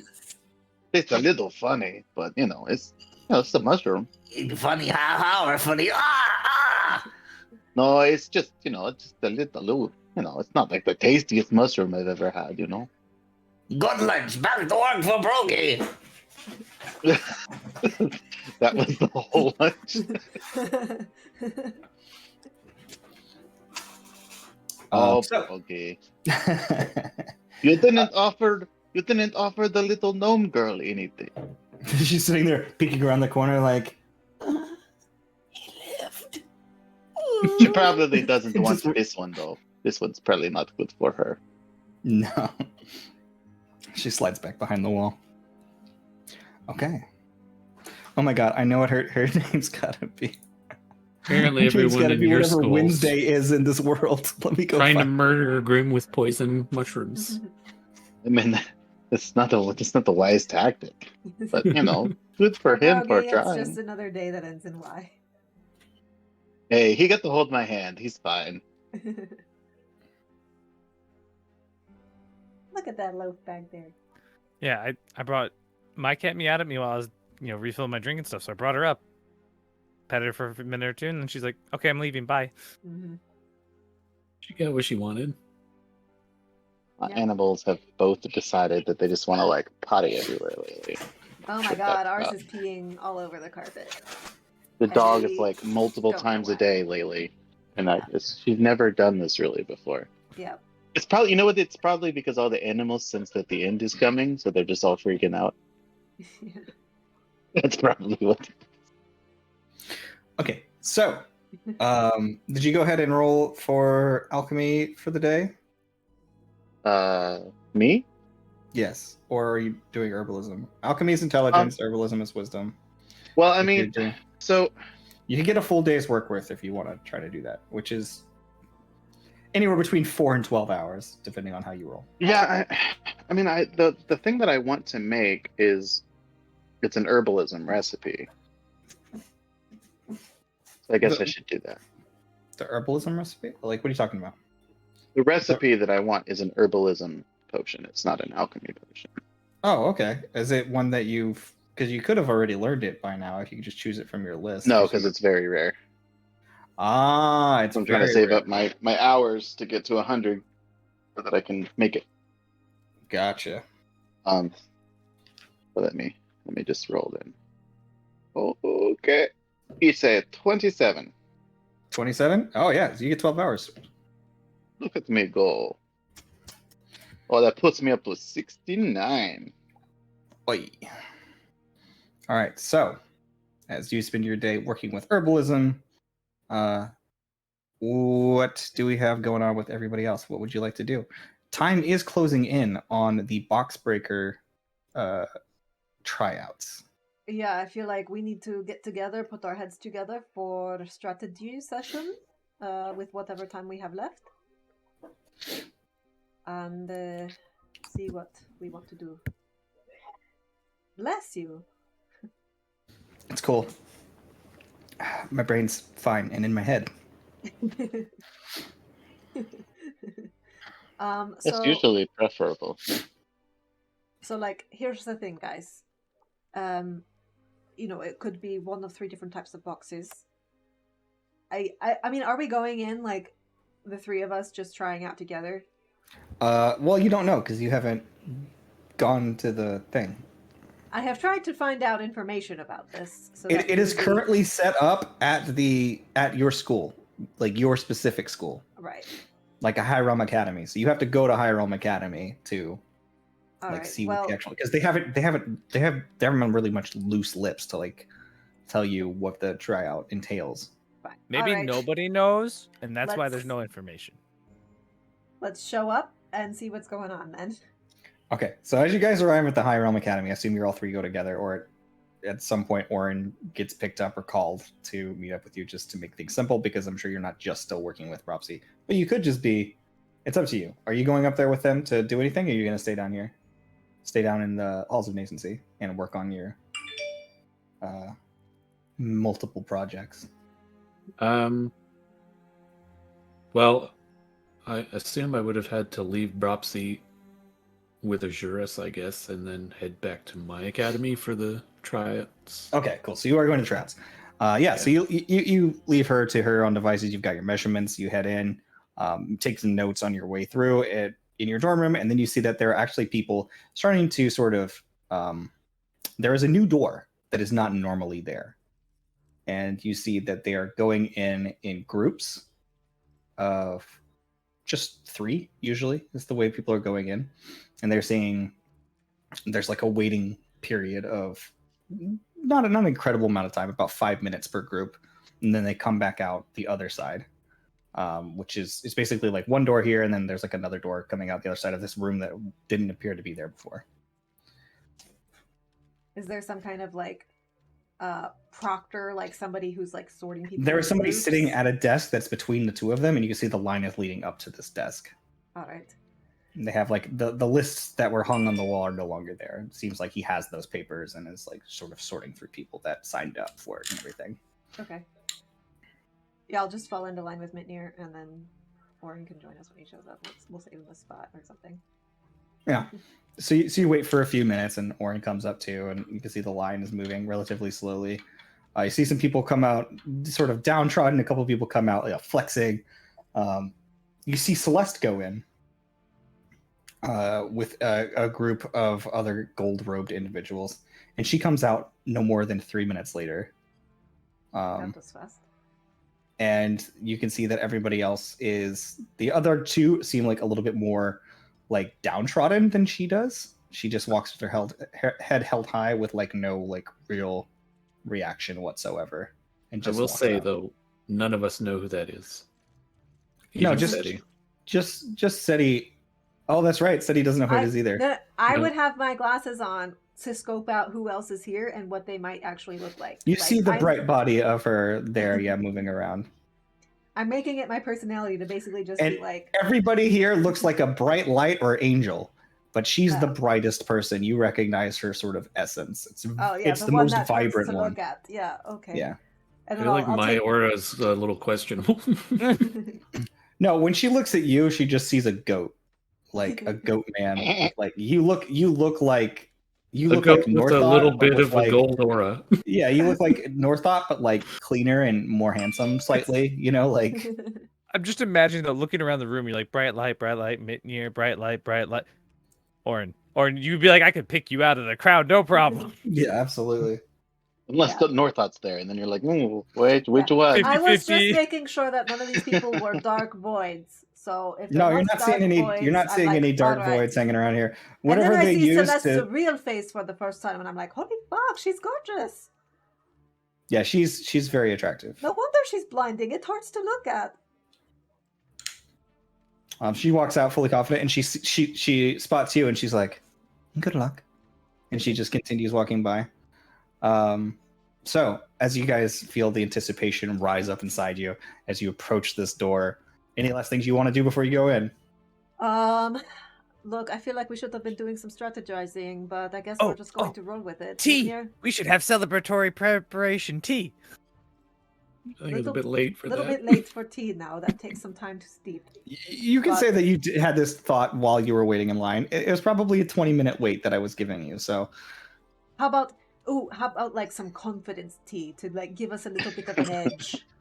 I just Where I want to see Mitnir go into there with having taken like the mating matcha. no, we don't want to see that at all.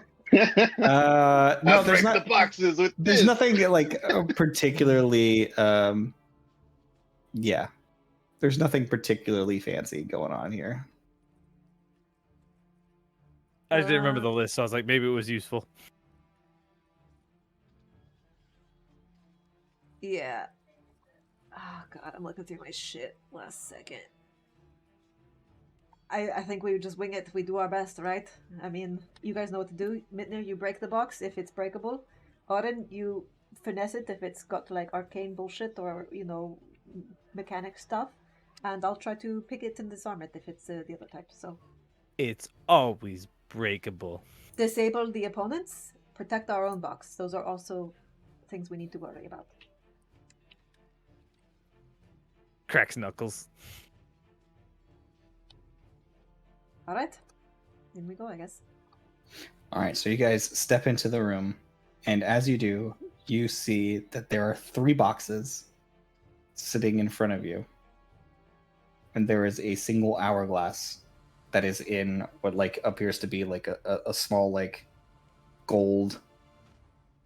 You know what I'm talking about, where it turns. We just on have to its own. break them quickly. We're not even doing like a match against somebody. No. Okay. So there are 3 boxes sitting in front of you. They all 3 look slightly different, and the timer, as it like begins to click, click, click, click, and begins to turn over. So you guys have like 10 seconds to make any preparations or decisions before it Betty actually immediately starts. casts enhance ability on herself for dexterity, so that my lockpicking will have advantage and my Okay, click, disarming will have advantage. click. I'm just gonna Rage! look at You each rage? box. I'd You look like- at each see box. Any Make of a- them are related to my clockwork shit. Make a perception check. I'm also going to look at the boxes with my glasses on. And I No. haven't rolled higher than 10 Actually, today. Perception was actually the wrong choice, but whatever. What did you roll? Instead, use whatever you would do for intelligence plus proficiency. Investigation. Okay, well, I rolled a But- 6. So you roll 6. Okay, so even worse. So You can't tell. You can't tell No, which no, one's no. which. the dice is a 6. Oh, If so I add my intelligence, that's a 10, and proficiency is a 5, so 15. 15. Okay, so yeah, you can tell that one of those appears to be a lockbox. There is a very intricate looking, well, not even really intricate. It just looks like a big, thick lock to you. Like, you can't tell how intricate it is. You don't have that kind of expertise when it comes to like lock picking and stuff, like mundane mechanics. Yeah. But you see that sitting over there on one side. Obviously looks trapped to hell. You can see sitting in the center is a mechanical box that has like all these different like rivets and like twisted puzzle pieces sitting in the very center. And then on the right hand side, you see a box that has no discernible anything. It is just a metal pillar. So based on what you know, the middle one looks like your guy. Yeah. So SETI, left box, Mitney, right box. I got the middle. All right, I'm going to cast Bless so that everybody gets a d4 for attack rolls and saving throws. Can you do enhance abilities and bless? Enhance ability is it is concentration. Never mind. I will do mine first, and then I will bless them if they haven't figured it out yet. Okay, so click, click, click. Shh, Sam begins to pour out. All right, Everybody roll initiative. Yeah, let's fucking go, man. Oh fuck, 11. Oh no, I have advantage. Hang on, I also got an 11. 15. I got a 19. Okay, I rolled Alright, a guys. 1, Minior, though. you go first. I guess charge for the right one, Oren said, Mm-hmm. and just charge up and just. Bing! All right, make your attack roll.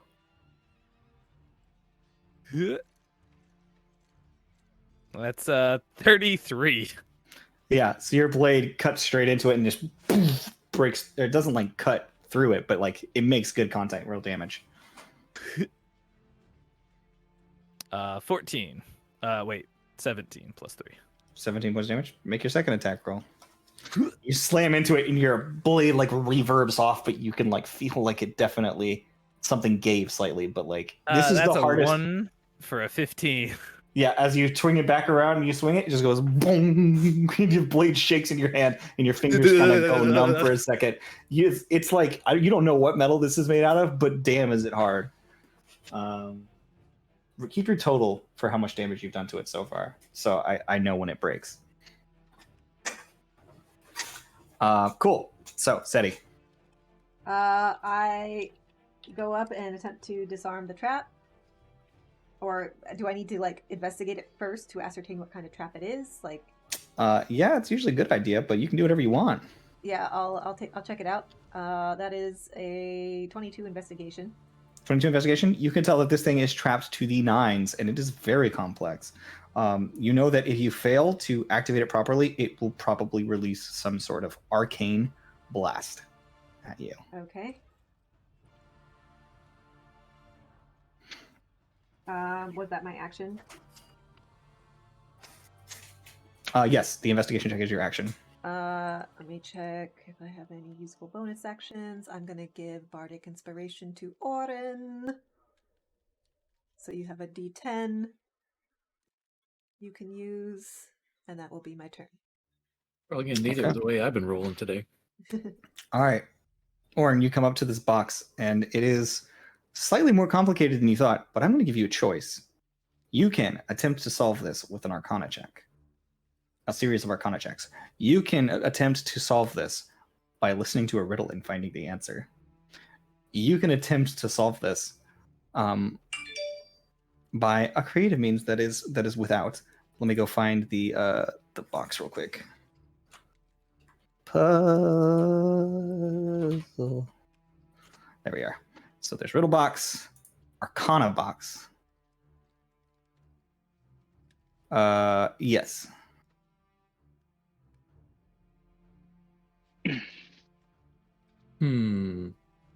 Yeah, so there's an Arcana box, a puzzle box, and a riddle box. I feel like Orin wants to test his little ability, and he's gonna put his hand on the box and try and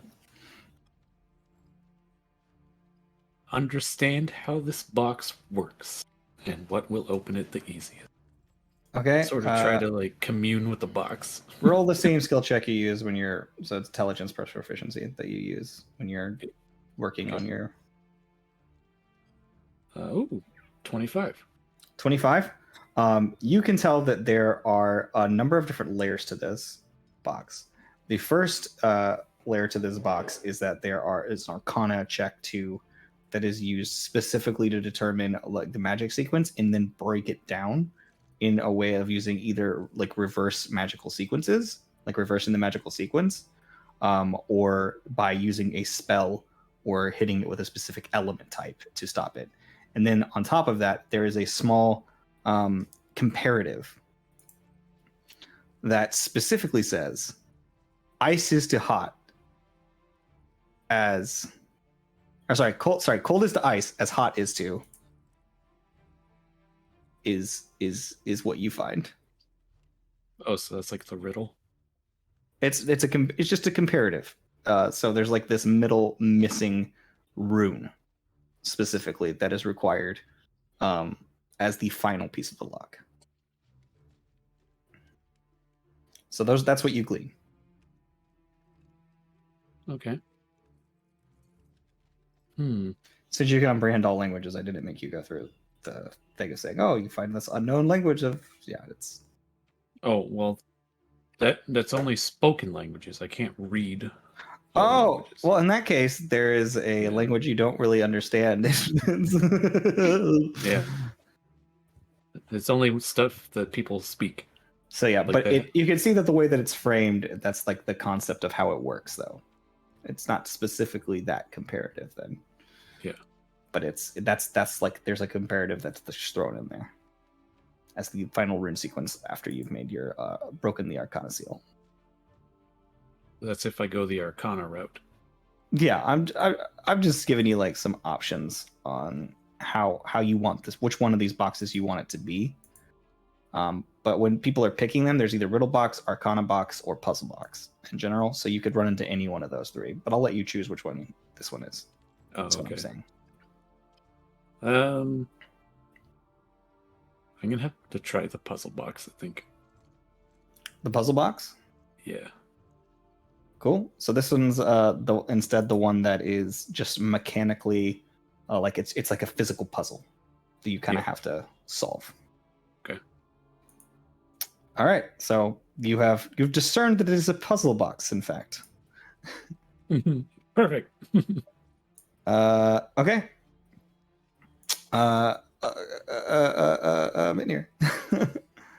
I guess I will do the recklessly swing because this thing's not hitting back. That's 28. 28 hits. That's another 24 points of damage. Nice. So 41 total. Mm-hmm.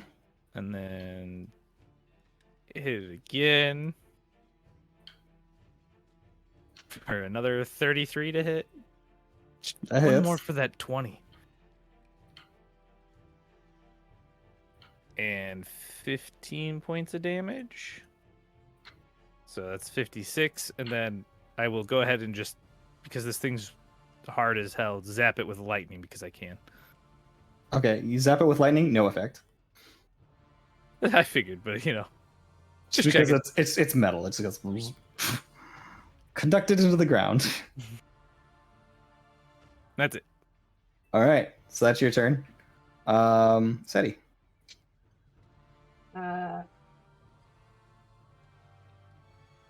So I guess I have to start disarming this, right? Like Each of these rounds is taking 1 minute, by the way. what? Mm-hmm. And they were out in 3? Mm-hmm.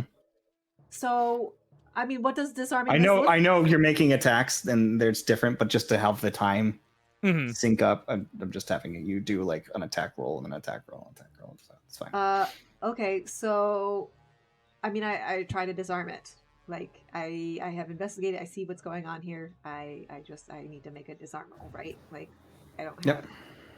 I am going to use Mage Hand to do this Sure. from some distance. Make your Thieves' Tool check, which is going to be Dexterity plus the- your proficiency.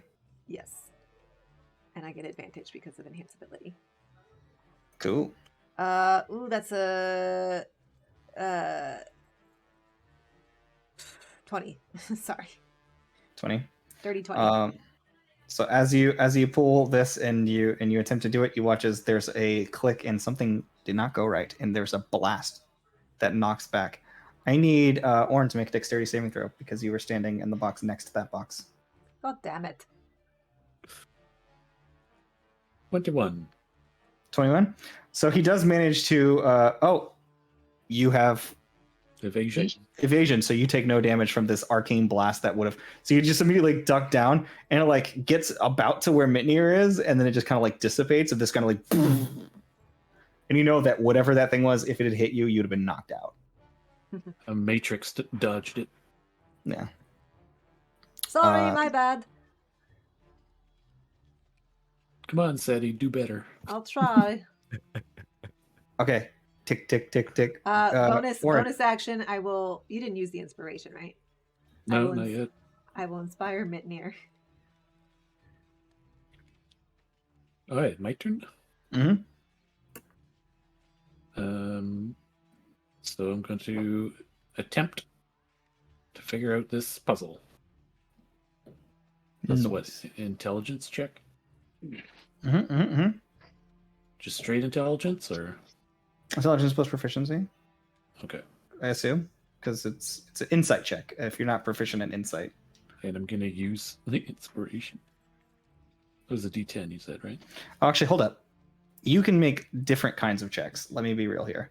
You can make an arcana check, an insight check, or an investigation check to meet the DC. Then I will do insight because that is my best out of those. So let's see. Yeah, I'm still gonna use the D10. So that's 20 total. 20 total. You can't make sense of it. Whatever it is, you're starting to get like a feel for it, but it's going to take you more time. I did roll very badly, so. So that brings us back to Mitnir. You're hacking away at this box. Yeah, I guess I just continue for now. Would be the. Okay. Make your attack roll. Mitnir's gonna be the only one that makes the team. Smack in the box. Oh. 22. 22. So yeah, it misses. Well, or it doesn't miss, but as it collides against the box, it just reverbs off of it again. It's like not as shocking. You're used to it, but it doesn't deal damage. All right. I thought that might hit. It's the only reason I didn't use the bardic inspiration. I was like, eh. Now you know. All right. Oh, well, I don't need it on this one. Nat 20 for a 34. Not 20 for 34. Yeah, go ahead and roll crit damage. That is 28. 28. Where you at? 84. 84. Yep. Box is still intact.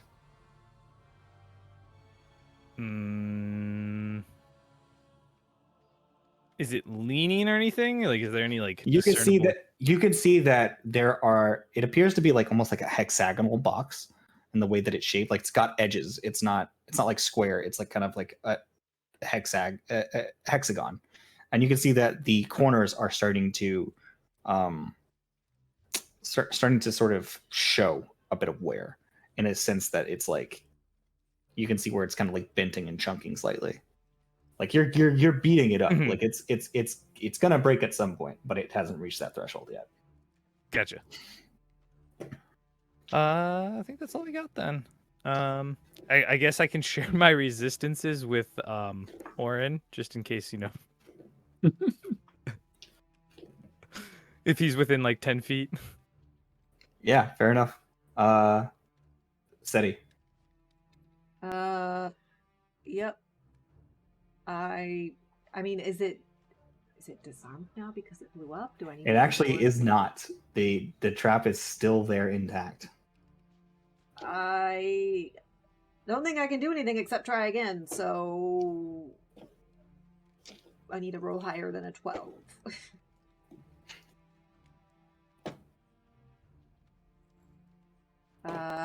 Boy, that's 2 12s, so it's the same exact roll I got last time. Yeah. That Once again, there's a little arcane blows! blast. Make me a dexterity saving throw, Orin. Sorry. Yep. God fucking, I'm so mad right now because I'm normally 25. not bad at this stuff. 25. You just dodge it. Well, does anybody need help with theirs? Because this might be a lost cause over here. Let's think more smash. So that's you done? Well, do you both still have inspiration? Yes. No, I don't. Do your gloves Oh, of you thievery used not your- give you expertise on that? Not on disarming traps. I have no. They give me sleight of hand, Yeah. but that doesn't help here. But I can pick Trap locks for the disarmament next. is I your can thing. I can pick locks real well. Yeah. I'm But wishing you gotta I get had past the dispel first. magic, but I've been relying on my druids for that. So, All right. I do have some bonus actions I can try. So You I can can certainly either, try. I can either give you inspiration again. I'll probably need it. Yeah, I think that's probably the most helpful thing I can do. I'm going to give you inspiration again. Okay. So now my go. Mm-hmm. Mm-hmm. So I'm gonna do the insight again.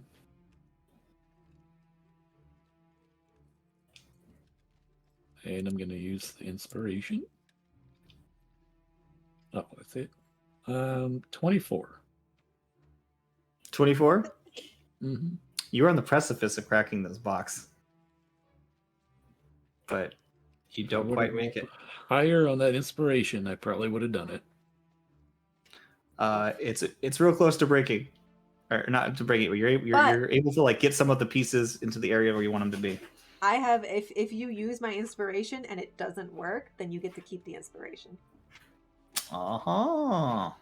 Right. That's Oh, what, then I would have still had the first one. that's what I was gonna ask.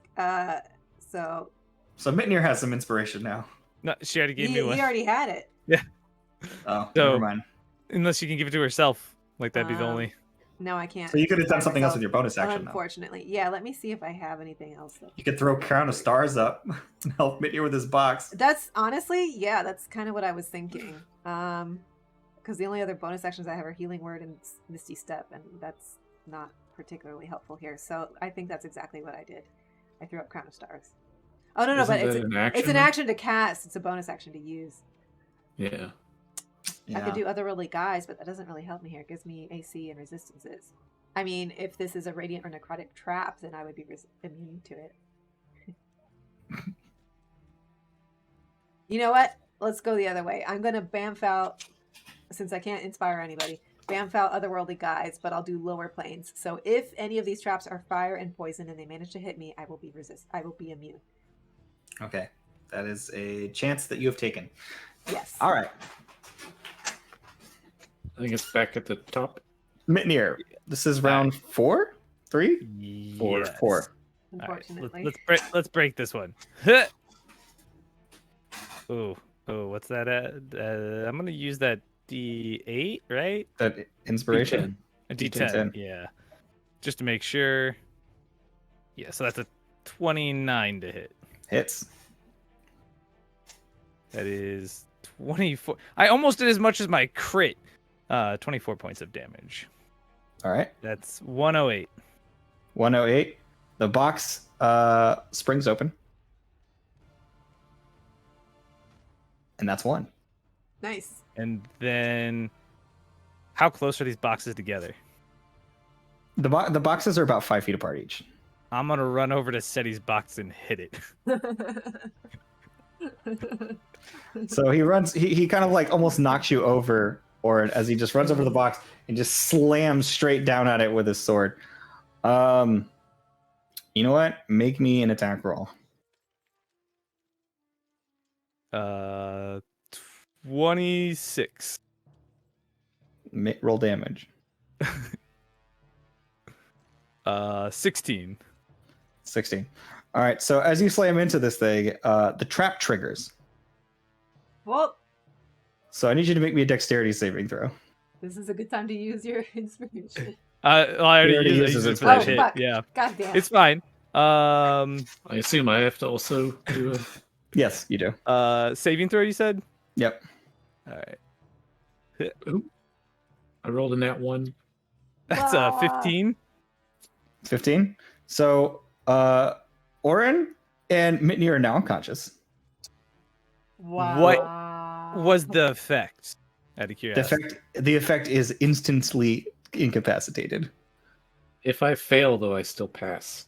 It is a force. It is force damage that does non-lethal 200 points of damage. So if you have more than 200 points of damage or of HP, then you're fine. Oh, that's right. It's halved for you, isn't it? That's what I was checking. I'm trying to find my my resistance. If you're resistant to force, then you might be fine.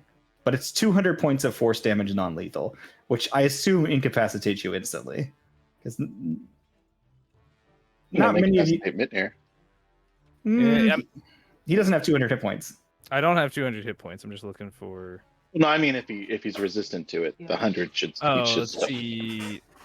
Nope, not on my list. So Yeah, Force- this is also one that is like, yeah. let's see. And then the I'm just looking to monk see if I have doesn't anything help else. with Orin. Well, Orin does have his evasive, so I guess That means I take half. Yeah. so. You do take half damage, And it's what? Force? force Yes. damage, 100 points of force damage. In that case, but it's 200 points of force Mooj- damage, so 100 Mooj points of force shared damage his. half. Oh, never mind. He shared it. Technically, though, Yeah. Never mind. if I'm raging, I have what's it called? Sorry, this has been a relentless rage. When you drop to 0 and you're raging and you don't die, you can make a DC con save, and you're at 1 hit point instead.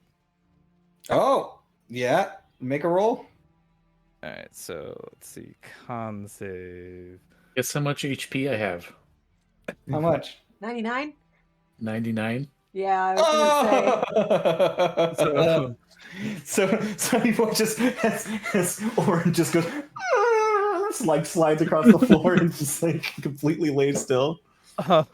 So I succeed my DC 10 con save with a 26. So that would go up by 5 for the next time if I have to do that, but I technically have 1 hit point. Yeah, he's got 1 hit point. Still Guess up, what? Still up. The trap is broken. Okay, now I just need to pick the lock. Is the lock They were You're broken? not, kinda like, they would sits down. anticipate somebody actually beating the shit out of the trap that they know knocks you unconscious. It's I mean, not you're well literally like protected falls against down that. on his butt like, Okay, so Oh. hang on. So that was your turn. Where are we in the order? Do I go before You. Orin? Yeah. Okay. Yeah. Yeah. Yep, So- you go before Orin. Bonus action healing word to Orin, see if he gets back up. Yeah, Orin does get back up. Well, ish. You are prone on the ground at whatever hit point she gave you, and you That are. is 9 hit points. All right. I'm at 9. Boy, I need to mark off all the shit I've been using on you guys. What round is this? 4? Yes. Yep. One, Mhm. 2. Okay, so I only used 2 of those. All right. Let's pick this lock, baby.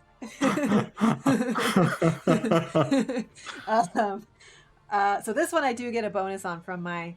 So it's Dex plus proficiency plus 5, I think, from the gloves. I just checked it, but I'm going to check it again because a lot has happened since then.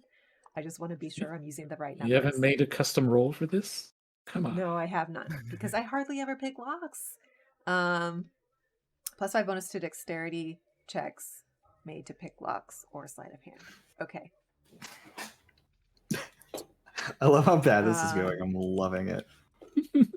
Oh, I do have a custom thieves tools, but I haven't added the plus 5. So this is just Dex plus proficiency. So we got to add 5 to this. Yeah, you got to make another one for lock picking. What'd you roll? 16. Oh no, I get advantage because it's Dex. Oh, come on. Oh, fuck yeah. Okay, 20. No, 31. Okay, the box clicks, the lock clicks, and the box opens. Oh, thank You God. have, Now we you got. have one box left. I'm gonna move over to the. Orin, Orin, you just just like tip your head up, just getting hit by what I imagine was like you're like I'm dead again. Like the second that hit you, you're like this is what it feels like to die. I know this feeling. I'm dead. But you get back up and you are groggy, my dude. You are definitely groggy from this. So you'll have disadvantage, but you can make your attempt. Get up, walk back over. Don't worry, I'll solve the next one too. I might as well. So disadvantage. And then I gotta add a d10. Is this our last round? This is 5. Just can't roll This is good. 4. Okay. This is the It's end of round only- 4. yeah. You go first, and then me, and then Only an him. 18. Yeah. 18. Yeah, it's not enough to get that last little bit that you need. That's it. I got nothing. You've been making wisdom checks or intelligence checks? He's been making insight checks. Insight checks. Ooh. You can do, what was it, Arcana? Arcana, Insight? insight, or investigation. Yeah. You can see like that he's made progress on this puzzle. Like he's been clicking it, but then they've undone and unraveled. Yeah. So he's close, but he hasn't made the last click in, and he also has the comparative that's unlocked before he can actually fully open the box. Okay. And Oh no, you're not doing the comparative. You did the other one, the one without the comparative. I'm just doing the puzzle, yeah. Yeah, you're just doing the puzzle. So you just have to crack it. Getting knocked out midway through didn't help. So what's the roll for this one? Because Mitnir knows better than to. he got a Insight, flat. investigation, Or or Arcana. Arcana. Oh well, shit! It's Arcana then. Mitnir's specialty. That's a 13. 13. You don't have much insight on this puzzle. This puzzle's not good magic. It is bad magic. Seti. Okay, so You guys can, however, choose to work on this together and give one person advantage. well, I was gonna say this is my last turn. I can do Don't you attempt already it. have You can- advantage? I'm saying you can aid somebody. Yeah, give well, them so advantage. I get advantage on Dex checks, but none of these are going to be a Dex check. I have a Hmm. plus 13 investigation, so just a straight roll for me comes with a pretty good bonus. But what is that? Am I trying to investigate and then give Orin a hint? Like what would that solve? From what I So can see the already. investigate it's helping you like if you roll above the threshold at this point, then you just solve it. Okay. Because Orin has done the legwork of getting it. It's like a cumulative total Okay. that he's reached, but you can meet it if you beat the threshold the first time. I think that is probably my best move. I can also just cast Enhance ability and give Orin advantage, but That would only put me at a straight roll at this point. No, you're groggy just for that one round. That's all. You're Oh, okay. okay. I'm gonna take an investigation check. Ooh, yes, 32. You watch as she walks up and she's like, "Orin, it's not that hard," and she just clicks because she saw you like do a few things and you only had a few clicks left. You were right there. It's like just that one little bit, and as she clicks it open, the box opens and the sand,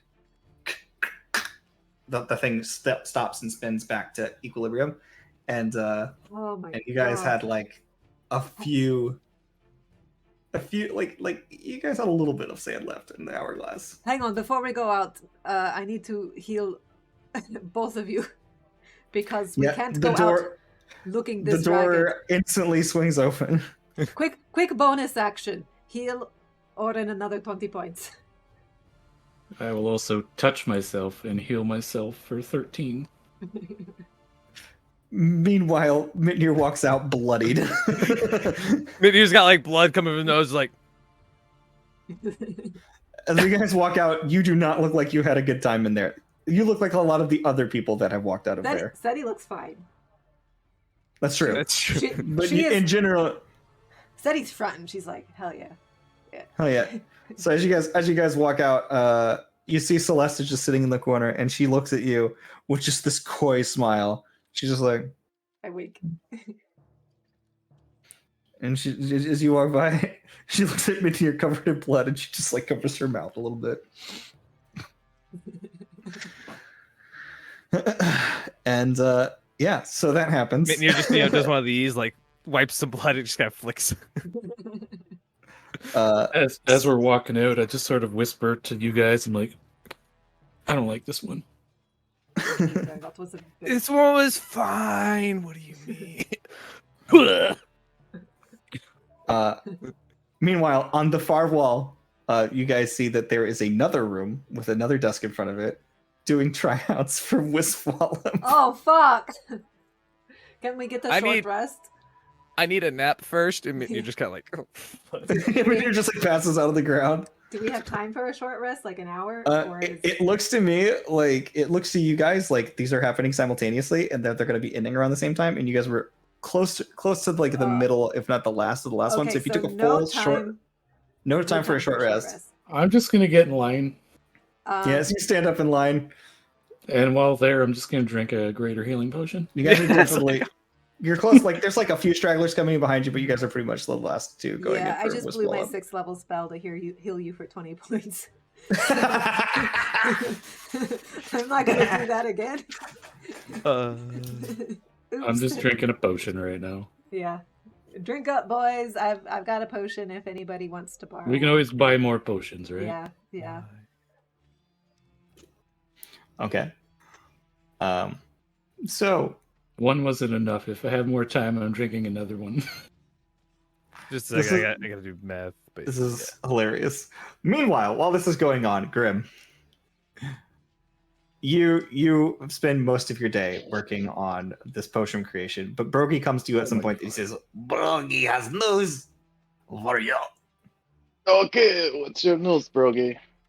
It will be delivered by my servant." And she says, "I'm not your servant. Mm. Oh.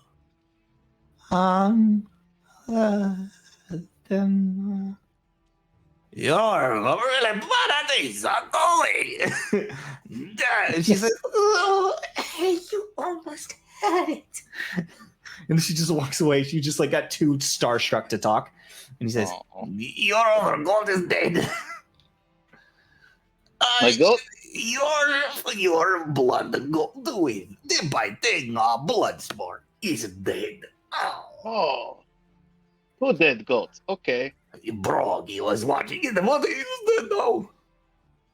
I guess I'll need to. So that was 12 hours that it took for that one to die.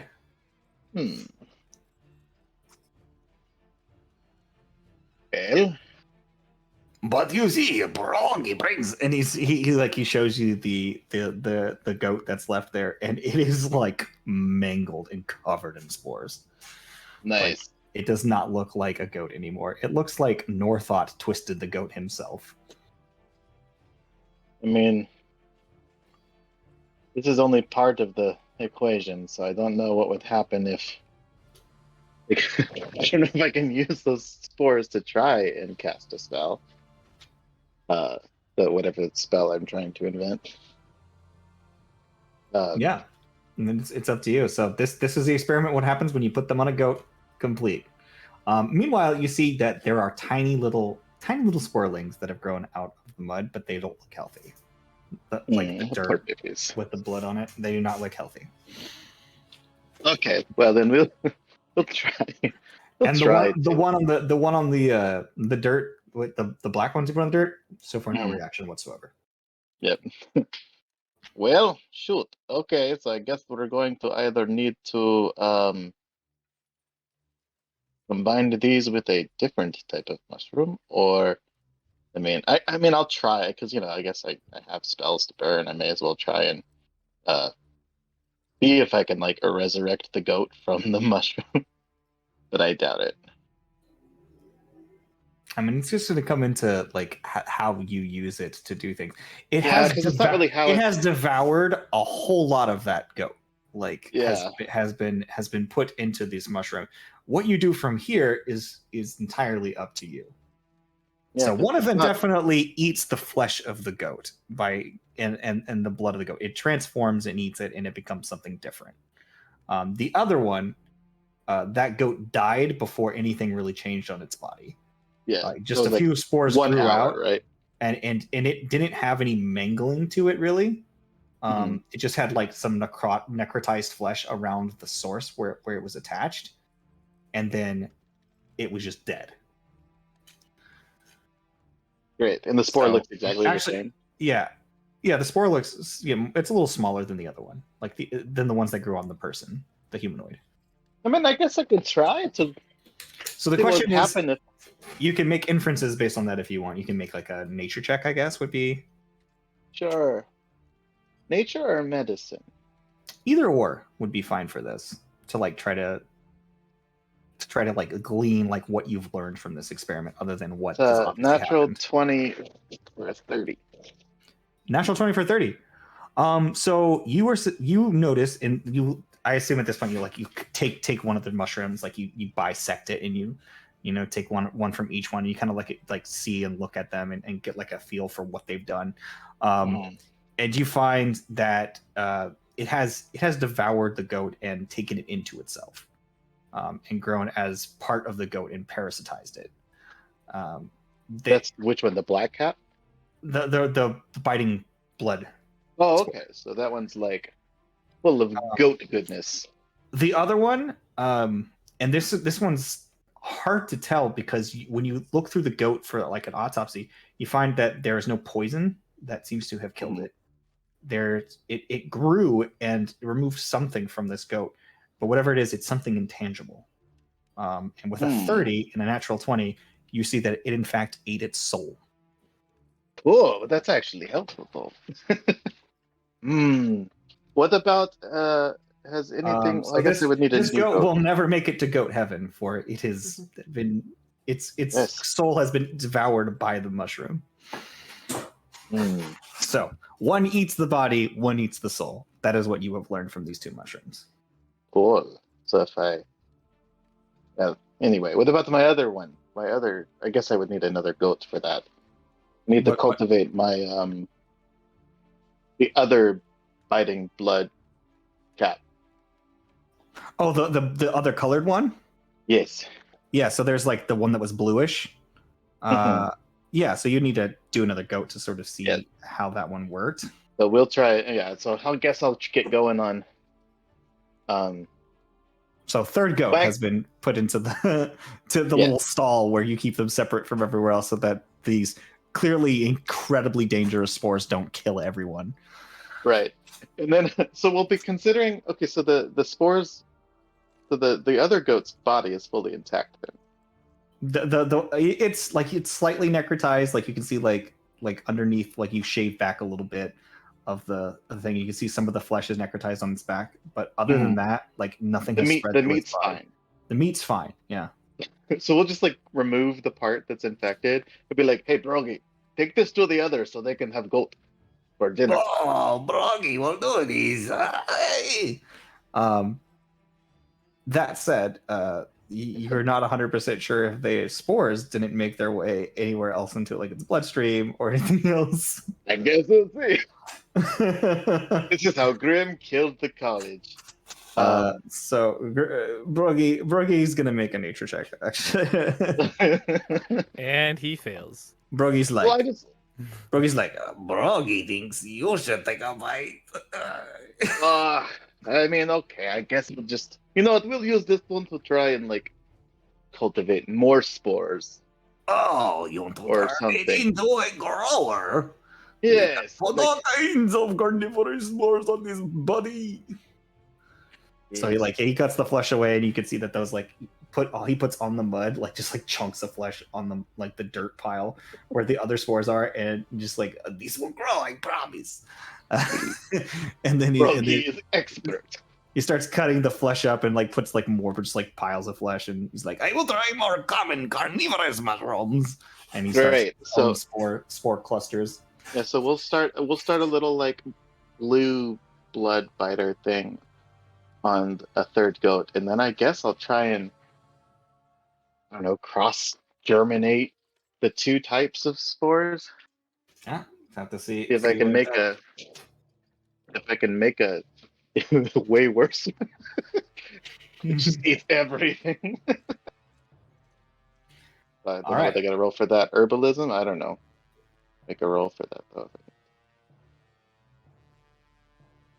I don't know. Yeah, I mean, so if you're talking about putting the serum together, is that what you're talking about? Mhm. Preparing it? Yeah, so that's Yeah. going to be intelligence and proficiency. Okay, so then that would be, hold on. Let's No, just wisdom and add 20. proficiency because this is herbalism. Go for it. Oh, okay. Then 24. 24. All right, so yeah, you're able to. You've done it a couple times now. You've got the means measure of doing it down pretty. They have fast. some kind of catalyst to try and, I wonder what I don't know enough about Might have to hit, mycology. you might have to hit the books at the university to try to find out what's necessary to cross. Well, anyway, we'll just let it sit in there and see what happens, and we can go hit books. Cool. So that's where you spend most of your day into the afternoon here. So by the time you're done setting up your final test subject with your last spore that you've collected, it's about time for dinner. For your Monday. There we go. So Moritz Day. Then let's go to our fellows back in the Celestial Academy, the High Realm Academy, where it is coming up to your turn. I assume I'm at this out point. of health potions. Someone remind me next time we go shopping. Yeah, I will add it to my notes. Mitnir's just sitting like bleeding in the corner. While you are, and while they're waiting in line, this blonde people walks up to you, and I mean, like ostensibly, you've looked at like humanoids that are non-draconic, and you can tell like she's definitely beautiful. She has like these cuffs on her ears that are like made out of solid gold, and little chains that run down to her nostrils that are clipped in. And you as a player know this is Celeste, but for Mitnir, he has no idea who this is. Just walks up to him and leans down really close and says, "Are you okay?"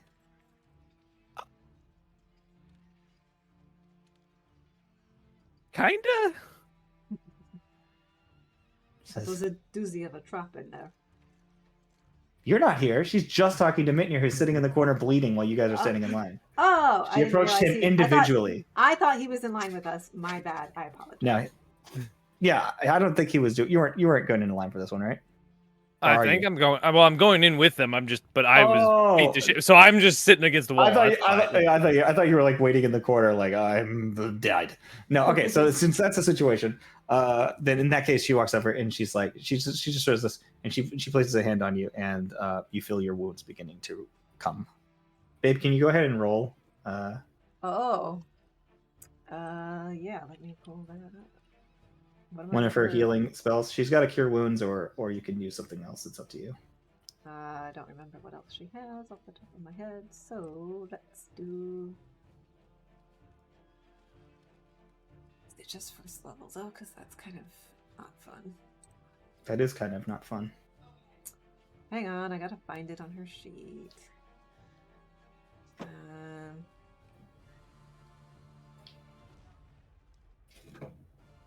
she has several different healing abilities. I just need to find them. She has healing word, right? Well, she has healing hands. Healing hands. Okay, so we'll do that. 18 hit points. You get 18 hit points from her. She just lays her hand on you and you just feel like just warmth coming through. And she goes, well, be careful. Wouldn't want to lose you so soon. I mean, learned not to hit the trap box. It was a bad idea. You hit the trap box. No wonder But they it haven't worked. started. No wonder the door hasn't opened for the next group yet. And you see that they're still just tapping their feet, waiting. Nobody's gone in since you have, and you saw like somebody came in through the back to repair the box.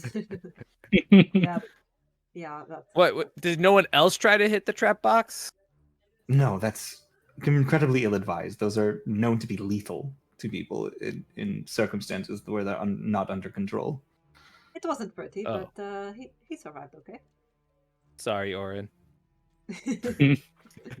Well, I'm very pleased to see that you're all doing all right. How did yours go? Obviously, you're quite slow. Well, you know, She's it was our first time. cheeky.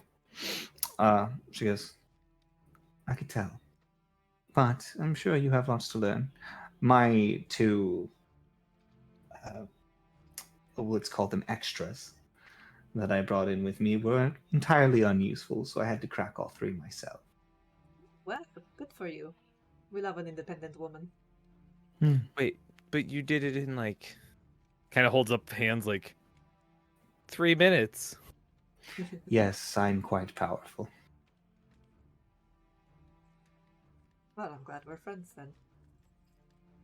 Oh, I never made that assertion, but we can certainly start from acquaintances. My name is Celeste. Mitnir, thank you for the healing. Of course. Sorry, it's not really my forte, but I have a bit of the divine spark that allows me to, well, go onto that edge of things. I'm much more savvy in healing in the midst of combat. Are you doing Wisp Wallop? Oh, no, it's not really my forte. But Any since advice? you're... my advice would be, based on the competitions I've heard from in the past, be prepared with counterspell. Beautiful. Perfect. Well, defend your fighter as best you can. In the meantime, I suppose, do you not have who's partnering with whom? Yes, we were just trying to figure that out. Well, I'm the you are support certainly for either going one to of need them. some sort of support from someone, Yes. because going in there by yourself will very likely result in you being unconscious within, if not unconscious, held up, I should say, within a very quick stint of time. Well, now I want to try it anyway, just to see. Yes, I like my odds. Yes, we Just, were hoping they would maybe have you- another odd man out that could get paired with one of us, but I'm like looking around in the line, like.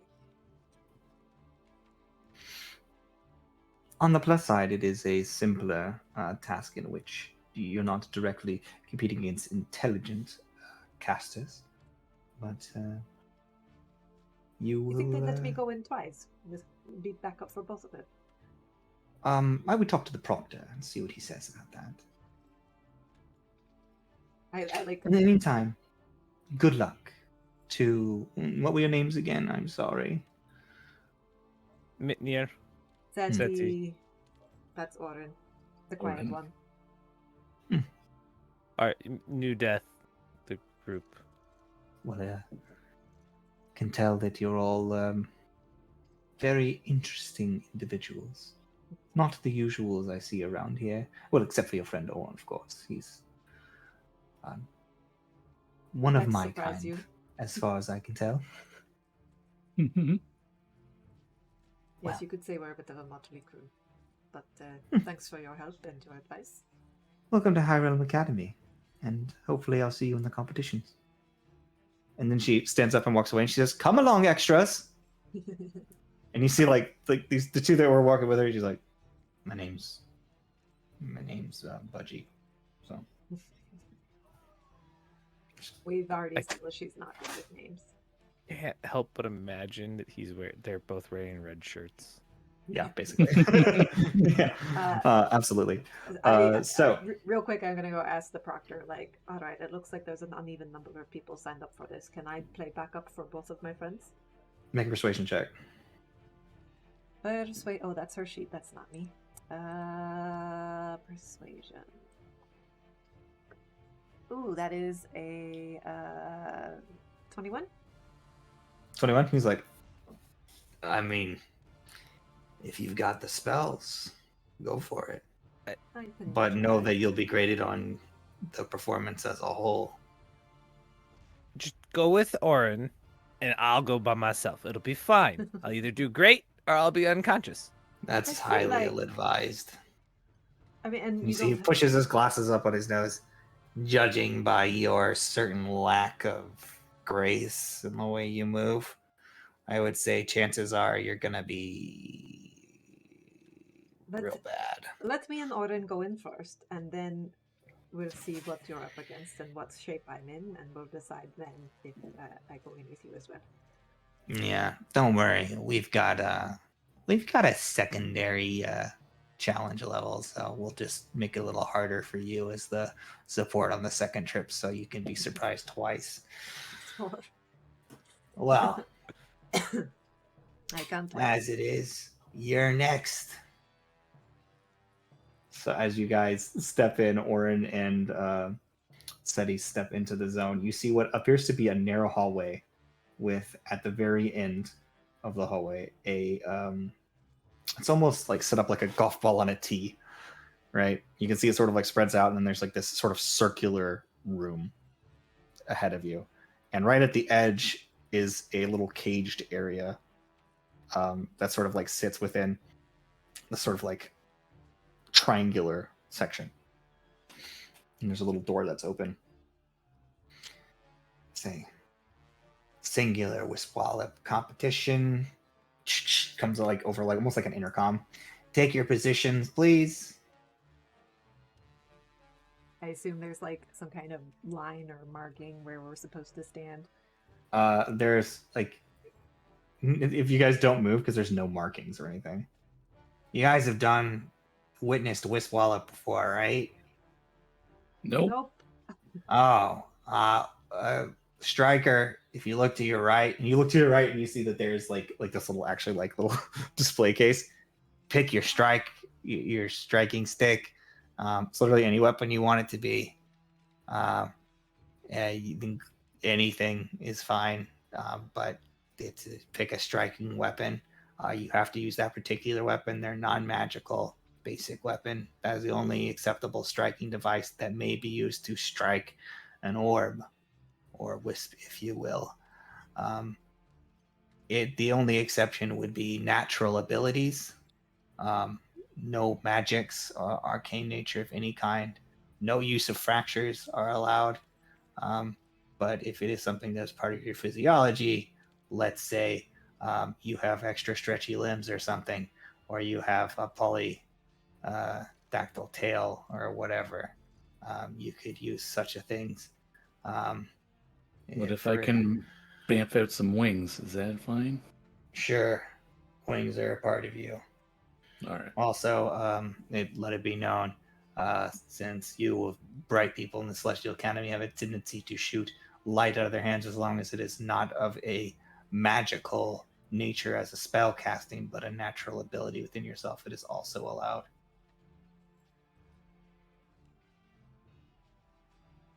Okay. support stays within the cage, cannot move. If in the event that you are supposed to be going against another foe, you cannot directly affect the other supports, but you can affect any other players within the space. So I can affect either of the strikers, but not the other support. Correct. However, you can interfere with their spell working as long as it is not directly interfering with them. Counter spell. So, get to positions. Thanks for wasting more of my time. Sorry, thank you. I'm not gonna grab a stick. I'm gonna go au natural. Okay. So as you go into the area, you got your fists, and you're like, oh, let's do this. You begin like sort of jogging in place. It's like, test will begin in 5, 4. Any preparations? 3, Oh, And 2. my You wings. get 1 round of prep. oh, I didn't know that. I'm bamfing at my wings. Baffing out wings. Bardic inspiration to him, Okay. and ooh, boy, I assume we're gonna end soon. We can do this little thing off stream if you guys want to just do your little wisp wallop tryout real quick before. Because I'd rather not leave it till next week unless you guys want to. I can't No, see it taking that long. I would love to get it over with if we can spare a couple more minutes. Well, I know there's people that have to go places and Mm-hmm. spend time with I family. can and always stuff. just like not turn my can, but close Just the put the thing. thing too. down. Yeah, that works. Yeah. I can help with bedtimes and stuff. Okay. Yeah. And then I will. I'll just go do that. Cool. Bye, Simner. I was gonna bless you, but I feel like maybe 5 seconds are up. Let's go. Damn it. You spent too much time in decision paralysis. I didn't know I was gonna get it. Be able to go before initiative started. Welcome to decision paralysis. Roll initiative, please. Wow. Can I roll a double digit today, please? I got a 17. I got a 20. Okay. So as you guys enter into this space, orbs start appearing in all directions around you. And then stepping out of each side of you are 2 mechs. When I say mechs, I mean like mechanical entities, like Warforged, basically. Step out, like, and they begin moving, like sort of like mechanically at first, and then like super quick, and start attacking the orbs. So, what are our initiative totals, please? 20 for me. 17 for me. 20 for you, 17 for you. So you're actually gonna go first, and then second, because these guys roll really low. To be fair, I rolled really low. I have a +10. And you can see there are 2 other cages in the distance with around the other side of this thing that have robots sitting in them as well. So essentially, there's 3 groups in here. Mm-hmm. Okay. So if I'm up first, I already gave you inspiration during our prep round. Yep. I will use my action to enhance it. Wait, hang on, let me fuck. Advantage on dex checks. Do you have freedom of movement? No, I don't. That would be great. Yeah. Haste? Nope. I think the best buff I can give you right now is give you bless. So that's a Yeah, that's fine. D4 to attack rolls and saving throws. So that's gonna go up. That is I'll use a pact slot for that. And then for my bonus action, I have to stay in place, right? I can't move. Correct. Well, you can move only within like the small section that you're in. You can't attack anything directly. Yeah. You can only affect him or the other players, quote unquote.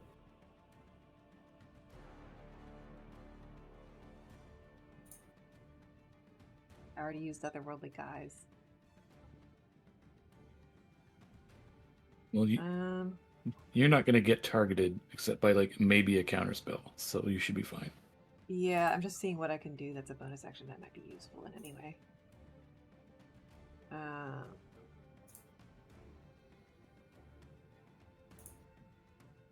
Oops.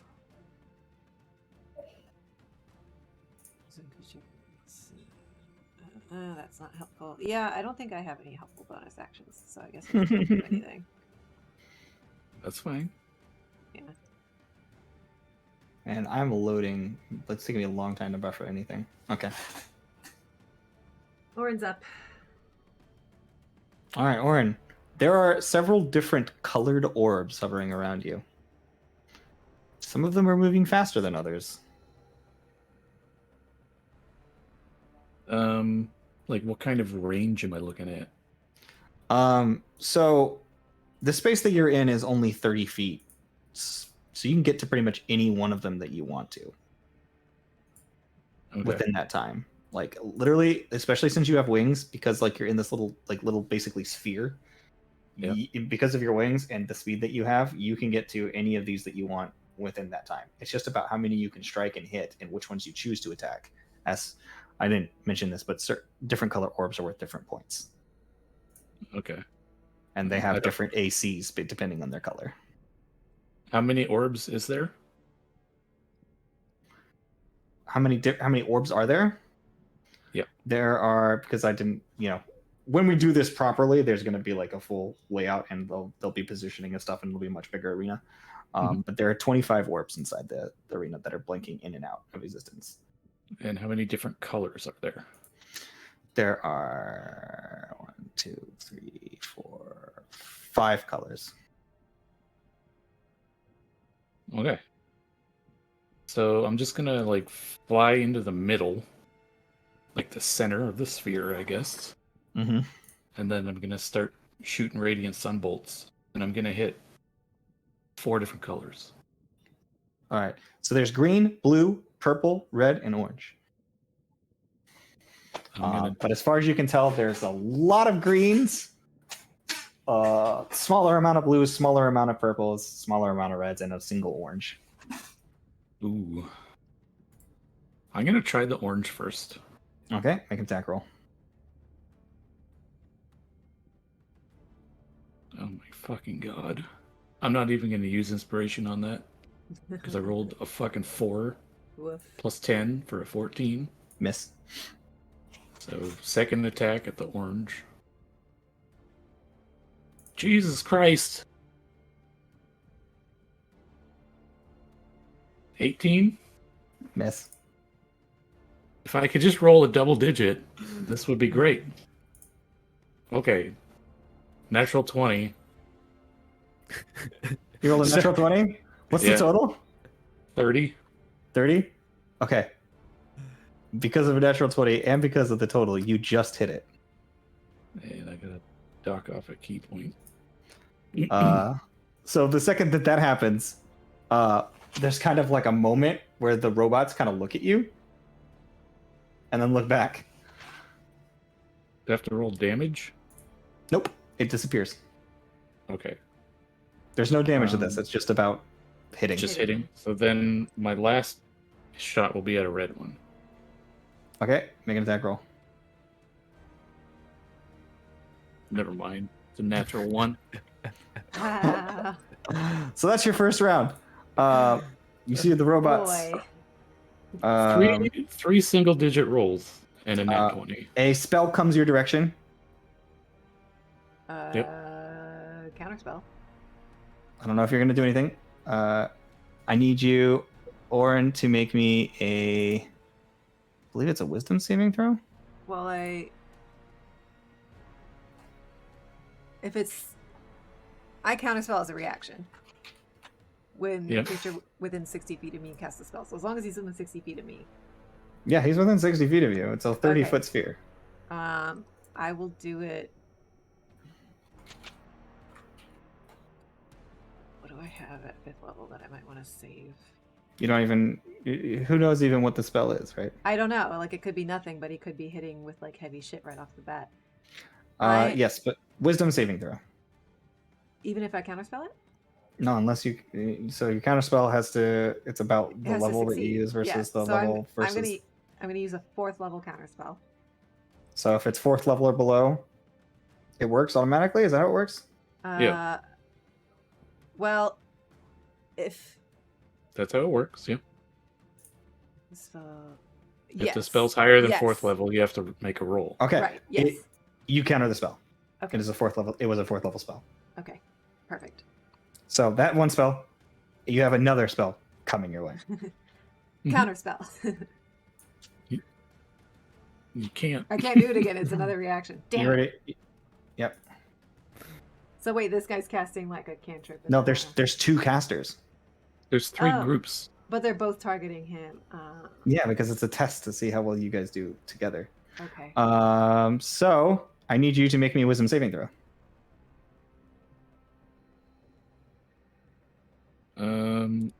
Gotta add the bliss.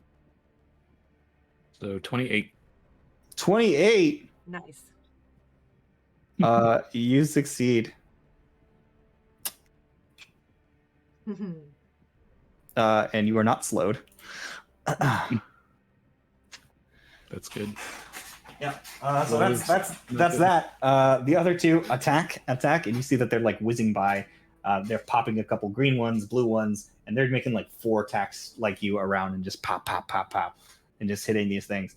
But they're not hitting the deeper colored ones like you had hit so far. It is your turn again, Seti. Okay, so for this action, I am going to attempt. Okay, so hang on. There's 2 enemy strikers. 2 enemy strikers and 2 enemy casters. How close are the 2 enemy strikers to each other? That's a good question. I'm gonna roll. They are 10 feet apart. Beautiful. I am going to center the spell Synaptic Static on them. It's a 20-foot radius, like sphere, Mm-hmm. and they need to make an intelligence saving throw One is a failure, one is a success. with a DC of 20. Yes. Okay, so the failed one subtracts D6 from all of its attack rolls and ability checks and con boy. saves. Okay. And it also takes 28 points of psychic damage. The other one takes 14 points of psychic damage. Okay.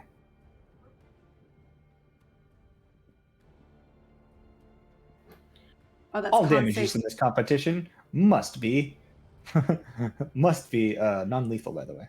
That's fine. I mean, yeah. Not allowed to like use disintegration on people. No. They have to be like effective. Like you're not supposed to use just attack spells. It's supposed to be effect spells. So Well, it has an effect. yeah, it would be considered legal. If a Okay. byproduct of it is a little bit of psychic damage, then it's fine. But if you're like sitting there casting fireball on people, Yeah, no, then I'm not they're trying like, to kill no, anybody. I'm that's just not your trying thing. to give them the D6 Yeah. debuff. It's supposed to be like sort of utility, like slow spell is one. Also, the first spell he attempted to do on you, you would have recognized the signs that they were using, like the Arcana. It was polymorph. They were going to polymorph you. That's what I was going to try to do to them. But I was like, let me try this one first. I haven't used this spell before. So yeah, the one of them gets a D6, negative D6 on all attack rolls and ability checks, and con saves to maintain concentration. That's what that. I didn't finish that sentence, but okay. That is. Did you use the inspiration, right? No. Nope. Okay, then no bonus action for me. Yeah, psychic damage is one of the few damage type that's allowed in this competition. So I will say you are not in trouble for that one. Okay. Okay. So next. I can do my 4 attacks while spending a bonus action and a key point to do so. All right, so going for a red one. 28 to hit. 28 hits. All right, going for another red one. I'm gonna use the inspiration on that one. That's a 30 total. That hits. Damn. There's still more reds, right? I'm gonna do another red one. There is one more red one left.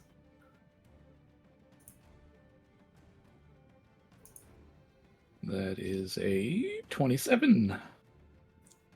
That hits. All right, now purple for my last one, I guess. Okay.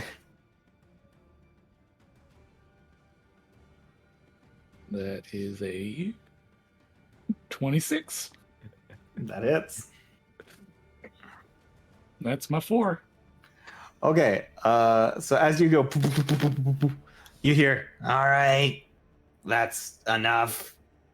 They can't actually win anymore.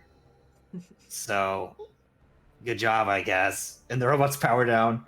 It's like, damn. Like, honestly, damn. We might actually win Wiswallop this year. You guys can come on out. Great. He says your total points that you earned in the 2 rounds that you in One the and a 12 half. seconds that the 12 seconds you spent in there was 52 points. I high Is that five good? Orin. That's Yeah. real good. I mean, our orbs are a little bit slower than the orbs in the actual competition, but not by much. So that was And That I was did good miss work. like half my attacks, so that's not bad. Yeah, it could have Yeah. been 6 seconds. yeah, that was pretty impressive. We'll work on that. Usually there's only one orange one, and the fact that you hit it in the first round, most people don't go for the orange one. It's basically unhittable. Ganar's is just a little bit slower, but the fact that you hit it is pretty impressive. So look for your name on the call sheet, because chances are you're going to be our striker unless somebody blows us out of the water here. We've had a Alright. couple of monks come through, but yours definitely the most proficient at hitting, especially since you can do it at range. That's nuts. Oh yeah, sorry, it was you next. Never Gagnor. mind. Never mind. Are you sure? Because I mean, I've got lots of spell slots Is left. there, because we've still got time, and he looks behind you, and everybody else, after hearing him talk, just turned Just around, left. walked away. They heard 52 points, and they were like, "Fuck!" Just like turned around and walked away. It's like, well, chances are you're going to be representing in Wiswallop. Just going to throw that out there. Well, that means your you your can't do Boxbreaker. performance and how you did in Boxbreaker. You can still do Boxbreaker. Well, but what if his invention gets picked? Oh yeah, exactly. Yeah, I said I was going to Do try one or out the for other? these 2, but I can only do one of them. Well, they'll probably be pulling from multiple groups to put together the best team for anything, anyways. So you can see what your score was on the other one, and test after this, and then they'll take and rate your performance against one another, and try to pull together a team. Speak to the headmaster if you have any preferences. Now's the time to schmooze. Looks over at the Boxbreaker one. Had the line moved in the 12 seconds? It started moving in a little bit, yeah. One group went in. They had to just bring in another box, so. Mitnir, if you want to go in and try your hand at this, maybe you could do. There He was said- about He said something about no weapons though. Like, Well, you can use Yep. a stick. It's You a- gotta pick one you of the have to weapons use- inside. It can be any weapon, but it's just a basic weapon, no magic on it. but I have my weapon and just like. Yeah, those are against the rules. They'll hurt the wisps. So You just want to give them a little bonk. yeah, you just bonking them. Yeah, I'd use the flat side of the blade. That blade right there, I can tell would probably kill a wisp in one hit. This guy's attacks, he's shooting these laser beams. They're probably not the best, but it's radiant damage, and they're used to it. So They're probably Scored fine. back. It's like I think it's okay. Yeah, you gotta use those sticks because they're completely non-lethal. All right. Nope. Okay. Cool. Well, thank in you. that case, I'll send my report in. But honestly, man, that's probably one of the best performances I've seen in 12 seconds. Even though you missed a lot, I mean, nobody hits that one anyways. So, nice seeing you guys. I didn't I'm even gonna know what go the colors submit my meant. report. Oh yeah, I Good guess I guess. should have told you the orange one's I just worth figured the 25 fewer points on were its worth own. more. Yeah, it's the highest point score, and these totals go directly into our school score. So if you could pull off like 100 points in a single round, that would be, you'd be god tier. You'd probably win the whole competition for the school. Hell yeah. Good to know. Yeah, Theorin, this is why we keep you around. but again, theirs are slightly faster than these are, so just be Question. prepared for that. Is the striker allowed to take potions for buffs? It's no, because the buffs can only be received from the buffer. Okay. They can't go in and use their own buffs. All they can do is strike or use natural abilities. No magic can be cast. No stimulants can be used. Just natural ability. Okay. Good to know. I believe they say the reason for it.